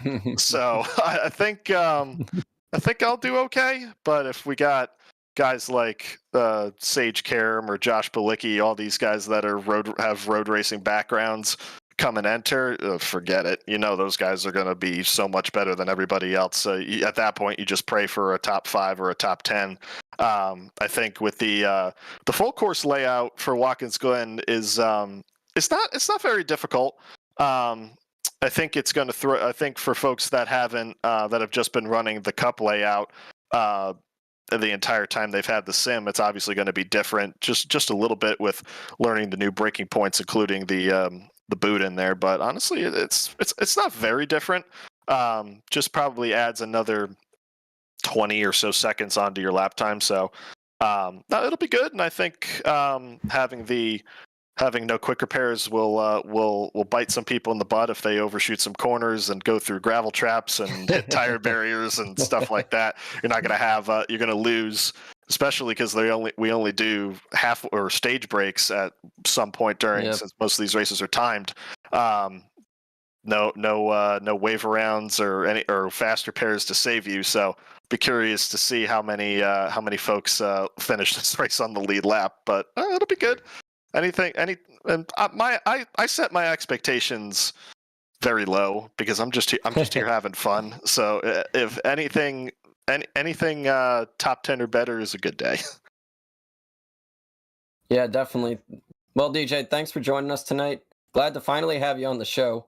Congrats on your runner-up finish. We hope to see you in victory lane soon again, for the first time in 2.5 years, as you said. So good luck the rest of the way, and we look forward to watching your race the rest of the season. Appreciate it, guys. Thank you. Thanks, DJ. That's DJ Cummings, runner-up finisher tonight to Presley Soares. He said Presley keeps stealing wins, but you know, he's tough. But DJ's had his share of good runs, you know. He just doesn't have a lot of luck. Yeah, he's had some top fives this year. But yeah, like season 1, he was in the championship 4, going for the title. So that does show just the competition's gotten so much stiffer that when he first showed up on the scene, he waxed the field. And now he's got a winless streak. So it's different level. But yeah, good to finally have him on. So now I think we just need Ron Capps to complete the crypto.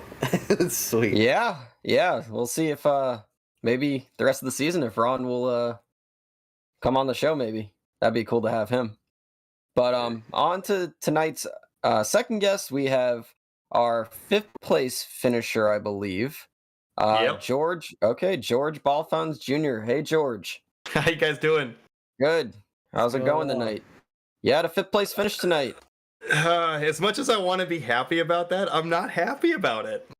We kind of got stuck on the bottom on that last restart, and everybody stayed so tight. The bottom line isn't where you want to be on a super speedway, no matter what. But Joey and I were able to stay pretty locked up to push DJ as hard as we could, and that was really our only. We had no other option. It wasn't, I wasn't gonna try to make it 4 wide and wreck the field. It's where the cards fall, but the best finish of the season. So I'm not really too terribly upset about that. A little bit better, a little bit more stats. That way we get some rankings on the super speedway stuff. Maybe, I guess, but yeah, we were kind of drafting buddies there for a good chunk of the night. Yeah. It makes me feel good that I would have finished right there with you if I had finished. But if whatever happened with your internet said, I gave you the old middle finger there at the end. That sucked. I know, right? And our little backstretch tango. Hey, we were bump draft. We brought bump draft into a whole new definition.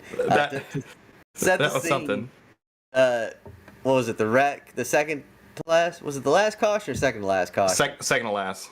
Second to last. You had a track blocker, and I'm looking, and you got Roger Carruth just sitting in the middle of the track. I got the brakes locked up, just coming right at him. George comes flying up behind me and slams into the back of me. I know he's holding the brakes too, and he can't get stopped either. But he hit me just enough to not do a ton of damage, and he spun me, so I missed Raj at the last second. I think if it were any other car, it would have not ended that way because the noses of these are such a wedge that it lifted your rear end up. Like, it was just like a bad push, a really hard bump draft. But with these cars, it just kind of gets you out of shape.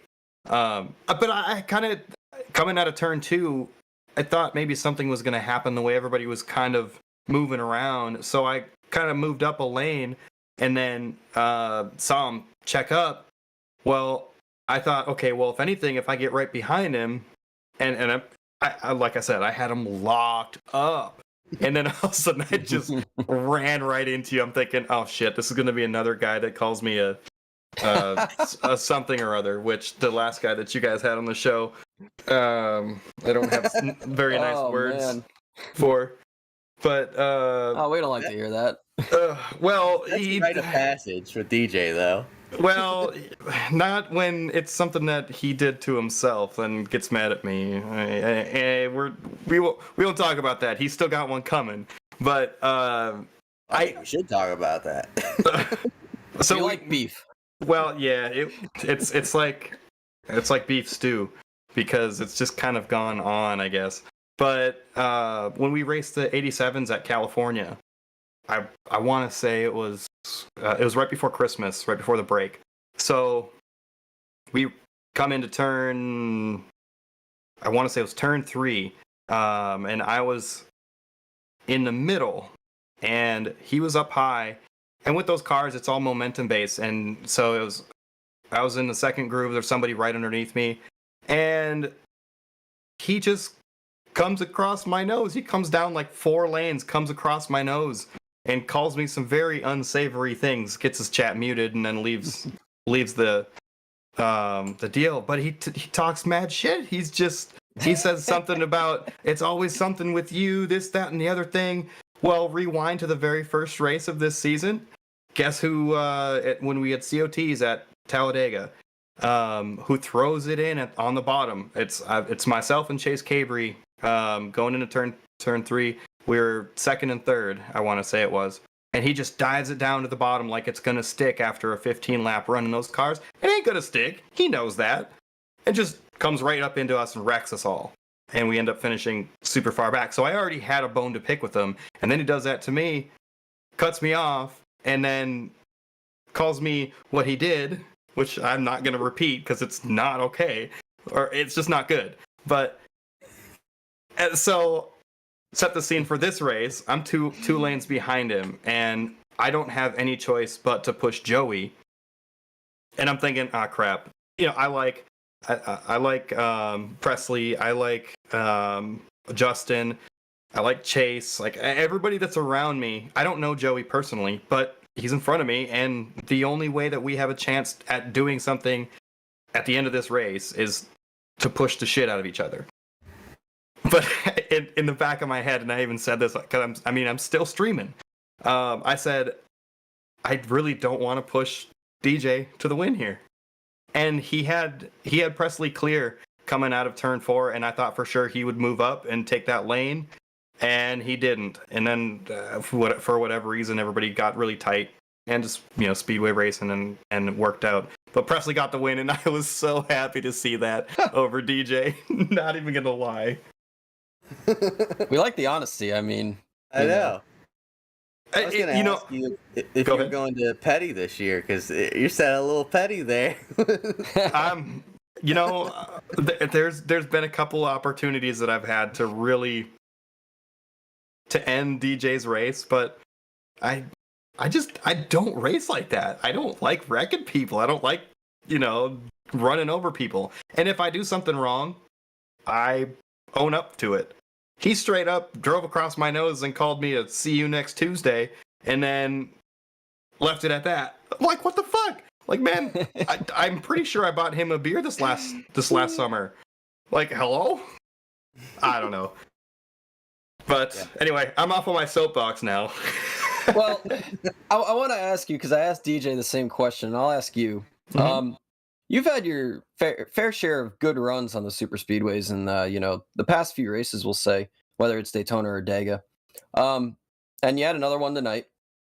Did this race, did you have to, I guess, change the way you kind of approach the super speedway race tonight because it's ARCA cars, because of the way you have to, work the draft in these things compared to, let's say, a next-gen car or an Xfinity car, or even the COT back in the first race of the season at Dega? What did you feel? Obviously the pushing was different, but what kind of mentality did you have to take going into the race, knowing, what you were up against with these cars? Well, this race in particular, this is the second season that I've been with the Pro Series, and prior to that was last year at this time with the Road to Glory Series. I wasn't in the run. I'm here to take lunch money kind of thing. I don't have anything to lose. I'm sitting now. I think I'm 35th in points, so by all technicality, I'm locked into the series, but or locked into the next race. But these cars, the side draft isn't as important. The top lane isn't dominant. Like if you run against the fence all race long, you're not going to go anywhere. The guys on the bottom can stay organized enough to do enough damage, and the middle lane is going to rocket past you. So there's always racing 3 wide in these cars is how you ultimately run some of the fastest laps. Whereas with the COTs, if you run too wide, you're going to wear your tires out. In the next gens, if you run the bottom, the guys on the top are going to run right past you. So the other main difference is the draft. With these cars, you can be a second back from the main pack and still be in the draft or be a part of the draft. So I think that's why we had such a long run at the beginning, plus not having the fast repair. I think people in the back of their minds knew that any type of issue here, if you hit the wall, if you've got more than 15 seconds of damage, you're not going to have a good day. I missed my pit stall, and I spun out and had to go backwards on pit road. Luckily, I didn't get a black flag in that first green flag cycle because I lost my focus, and I come in with Smithley, Cabot, and Sexton, and pretty soon I'm back in like 28th, 29th. But yeah, we had met up. Exactly. We had a good group of people that we were running the leaders down by 0.6 a lap. A second a lap. At first, I don't know who was out front, but they were like we were losing 1.5 seconds a lap. So we flipped it and we got some time up, and then a caution came out, and things just happened to land the right way. And then us wrecking together, if it had gone any other way, it wouldn't have been a good finish for either of us. Well, I say that, pouring a little bit out for you because, well, it didn't work out so good. But yeah. If you're in the top 35 points and you're like less than 15 points ahead of me, I'm going to be even more mad because that's... it works that way always. It's gonna. It's gonna. Yeah. But it was fun. And I think this race was these cars are so much more forgiving. You can be free in the corner a little bit and drive out of it. And, you can, we were down to saving fuel at the end because if we got the three green, white checkers, we were going to be on the very edge. And I knew the guys that were out front the entire time weren't going to be able to save enough because that's how tight it ended up being unless you saved early on and were able to pit that much later. So a little bit of strategy worked out where we were comfortable at the end, where we knew we could just hammer down. But it was just a fun race. There is some stressful points. And there was a lot of kind of ridiculous moves that I seen get thrown. And that's where I decided the guy that does my strategy, Lee Overton, he does the Agent Inc. Racing stuff. He said beforehand, we're going to the back, staying in the back. Presley and Dorman, they said on Saturday when I was down at the ARCA test in Daytona, we're going to the back, we're staying in the back because we have to be there at the end because they were basically out of the transfer. But now he's locked in, now he's moving on. So it was a survival race, and I think it showed that, the people that took care of their stuff were the ones that prospered at the end, except for you because, well, internet. Yeah. If it was a 89 lap race, it would have worked out for me. But you took care of your stuff. You were clean. You were smart. And you almost got a top 10. Yeah, almost. No, I did get a top 10. No, I'm talking about Mike. Yeah, you were finished. George, you got a top 5. You had it made the night. we had a good night. So let's see, where did Vargas finish? Because you were on his rear bumper. He finished P8, and Bailey Turner finished 11th. Oh yeah, man, you're just boned. Twisting the knife. You're just taking the knife and twisting it. I mean, poor Mike. By the way, I had Vargas mad at me tonight. Why?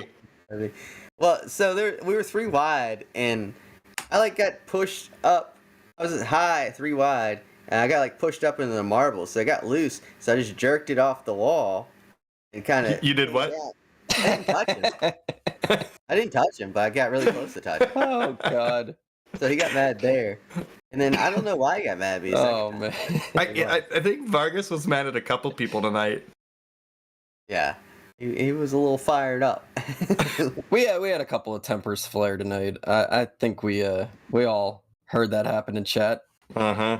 I watched the replay of the whole deal with Raj and Presley early on earlier in the race, and that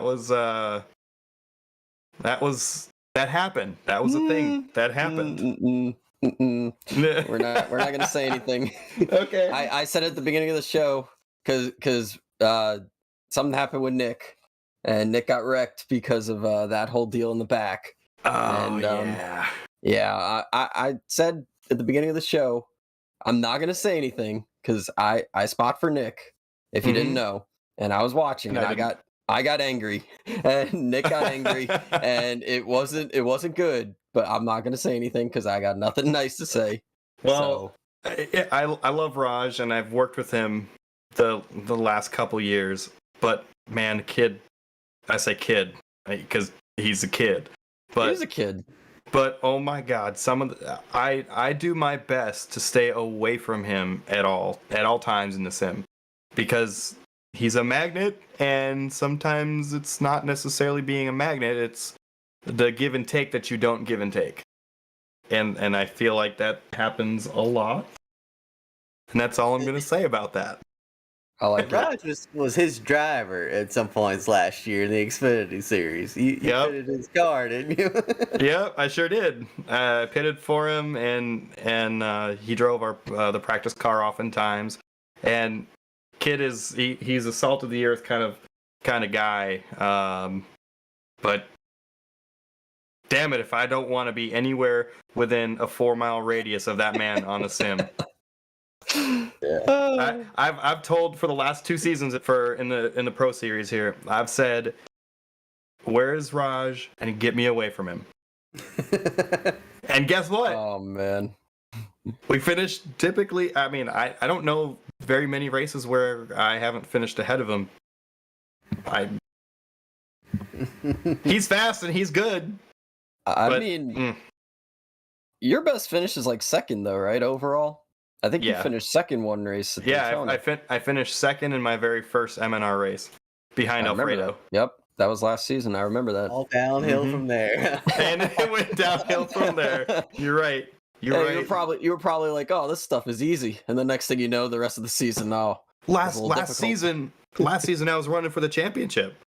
Yeah. Like I think I got knocked out in the final round. But I got wrecked by Corey Heim at Daytona in the Mazdas for the road course, and I was upset about that because Corey joined. I love Corey to death, but Corey joined in the playoffs. Well, I couldn't join in the playoffs 2 seasons prior because the playoffs had started and they didn't want people coming in and wrecking the, having implications with the playoff drivers. Well, what the shit?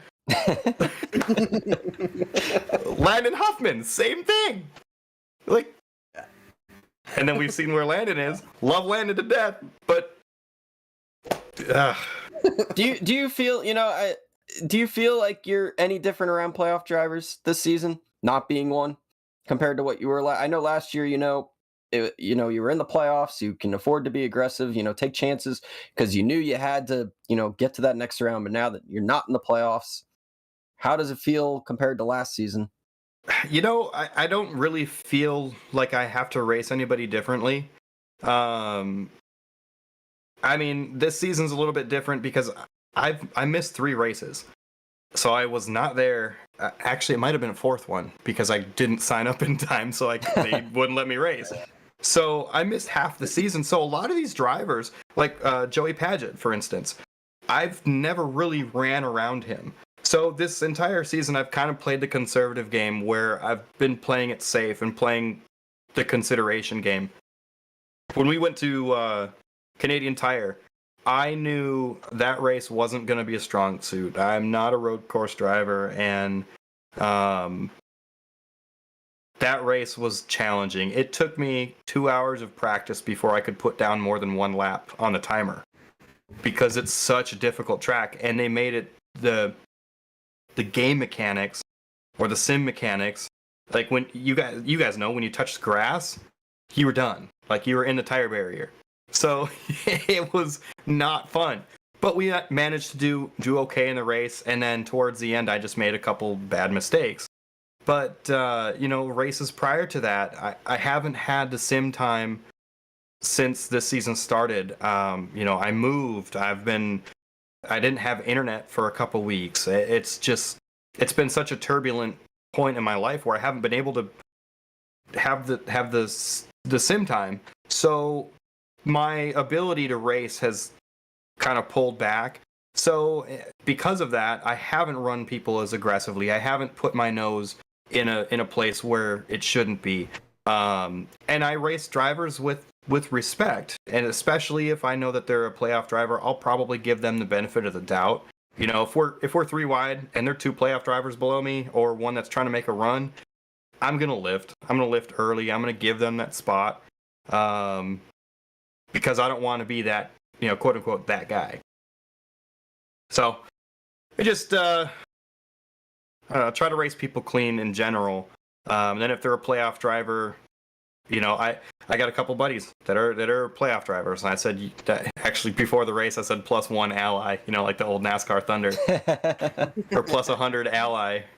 Shieldhouse, he's one of my best friends. Presley, he's just a great kid. I met him a couple times on the road. Those people I'd rather help rather than try to make myself look a little bit better.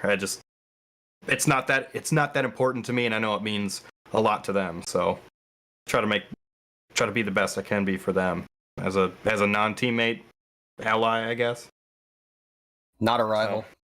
Yes, exactly. Well, hopefully we got some ally points tonight between the two of us. I think so. Some tandem wrecking. Yeah, that was phenomenal. I gotta see a replay of that. I'm sure it looks incredible.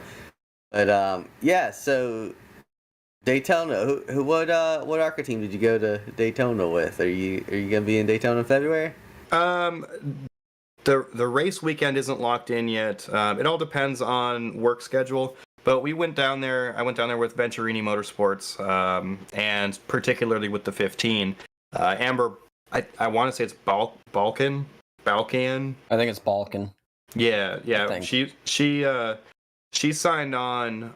I want to say it was like Tuesday of last week, and so they had to get a car ready to go there and test because the haulers left on Thursday. So it was a thrashing week for the people at the shop, but we ended up after all the practice or all the testing and doing a draft run, we ended up P2 on the boards out of 61 drivers, I think it was, that made a lap. So the car was quick. We had a little bit of luck with the way the draft format lines out. It's how things cycle out. In iRacing, you try to build a run coming to the your money lap to get a fast lap. I had the fastest lap in practice for this race because I had a 4,000 yard gap between me and I had somebody behind me pushing. So I was able to rubber band more than anybody else towards the front, and that's how I got the fastest lap. Well, the same thing applies when ARCA does their qualifying at super speedways. They go out there with 5 people, and you try to rubber band as much as you can to get that pole spot. We just happened to work it out where us, the 15, 55, 25, and 20, which is Gus Dean was in the 25, Tony Breedinger was in the 55, Amber 15, and Jesse Love was in the 20.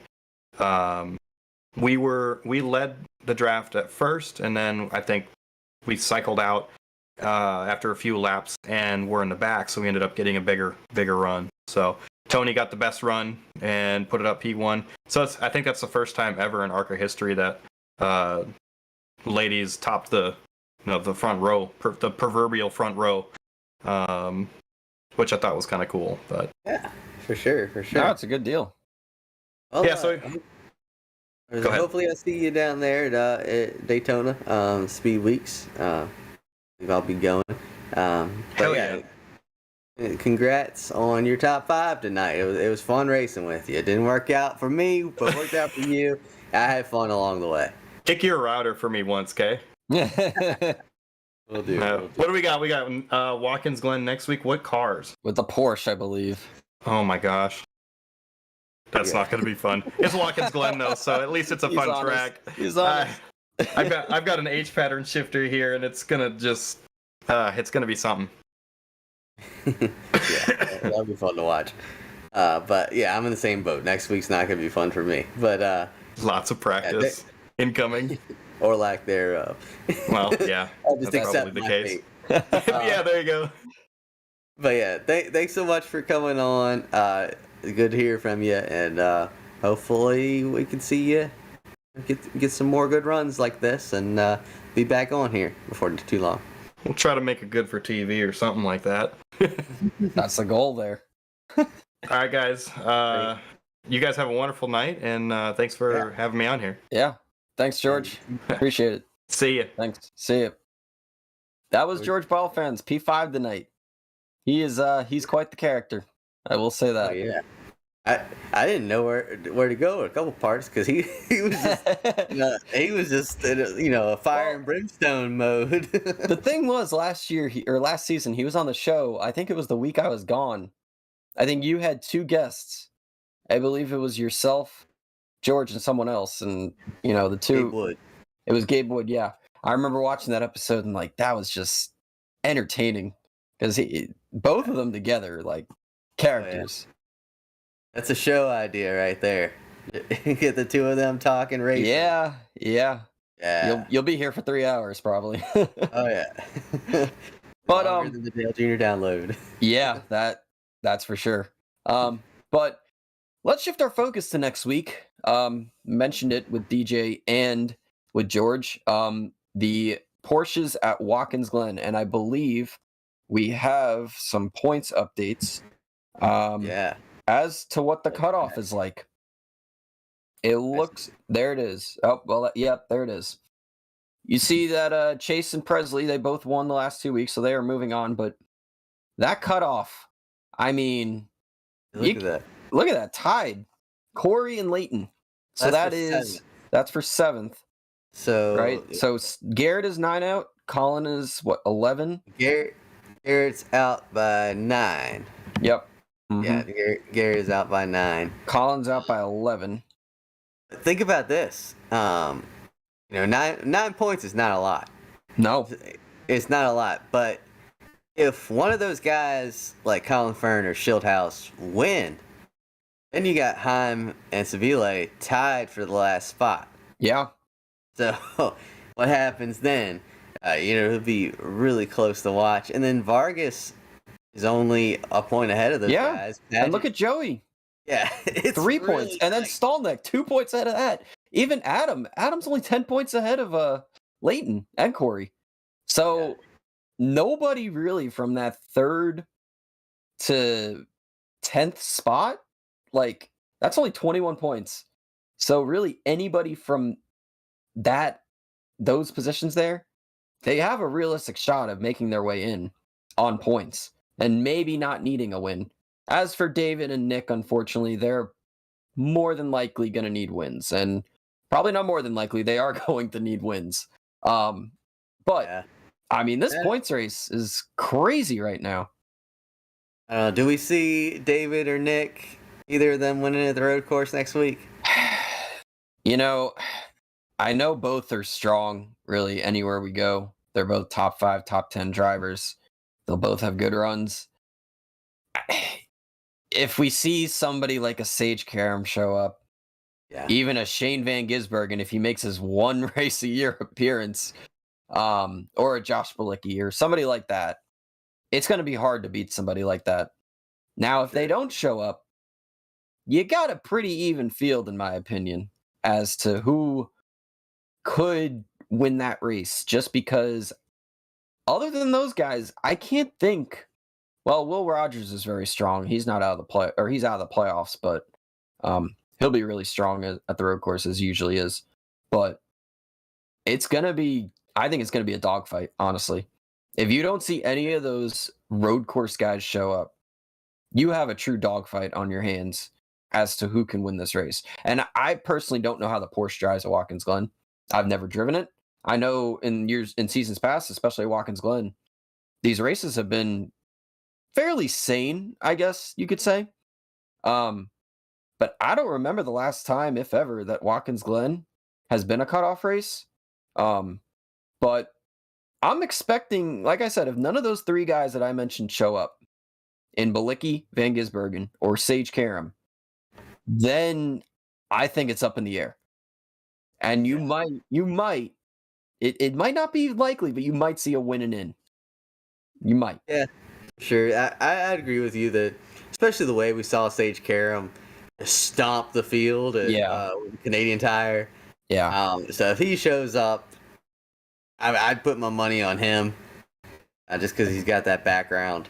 Alex LeVay as well. I forgot about I was thinking him. Yeah, Balicki. All these guys. So I think the points are gonna matter a lot. I think Shieldhouse and Olsen are gonna need some guys to have some trouble for them to have a real shot. But you never know. That's why they run the race, instead of just let us declare who it's gonna be. Yeah. I know 30 points is a lot too. They're both 30-something back.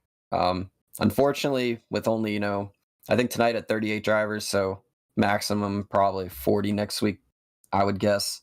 It's going to be extremely difficult to do that on points. Like, you're going to need probably a miracle to make it on points, so it's going to have to be a win. It's going to be exciting, though. I'm looking forward to it, and I know all the viewers are probably looking forward to it. I know everybody involved is looking forward to it. It's going to be a fun race. All these cutoff races really are. And it's only going to get better as we get down towards finding out who's going to be in that championship 4 come February, which actually is only a month away, which is crazy to say, but we're getting down to it. Yeah, for sure. It couldn't be more excited to see who this champion will be. It's still so up for grabs. Yeah. But yeah, the season 6 champion could be anybody of those. Really, probably 10 out of those 12. I feel good. Yeah, I could make a case for. Yeah. For that championship. No, definitely. Best season ever, as NASCAR on Fox declared 2 years ago. Yeah. Best season ever. Best season ever. No, this is definitely the best season of M&R ever. And I think as we've done interviews throughout the season with everybody on our show, I think everybody can agree this is the most competitive season, and I think it's proven that to be true week in, week out. But for tonight, we congratulate Presley on his win. Another win on the season. Cutoff race next week. Same time, 7:45 Eastern, Podium Esports will go live. Porsches at Watkins Glen for Monday Night Racing. Thank you for joining us tonight on our FrontStretch.com post-race show. I am Brandon Hoff.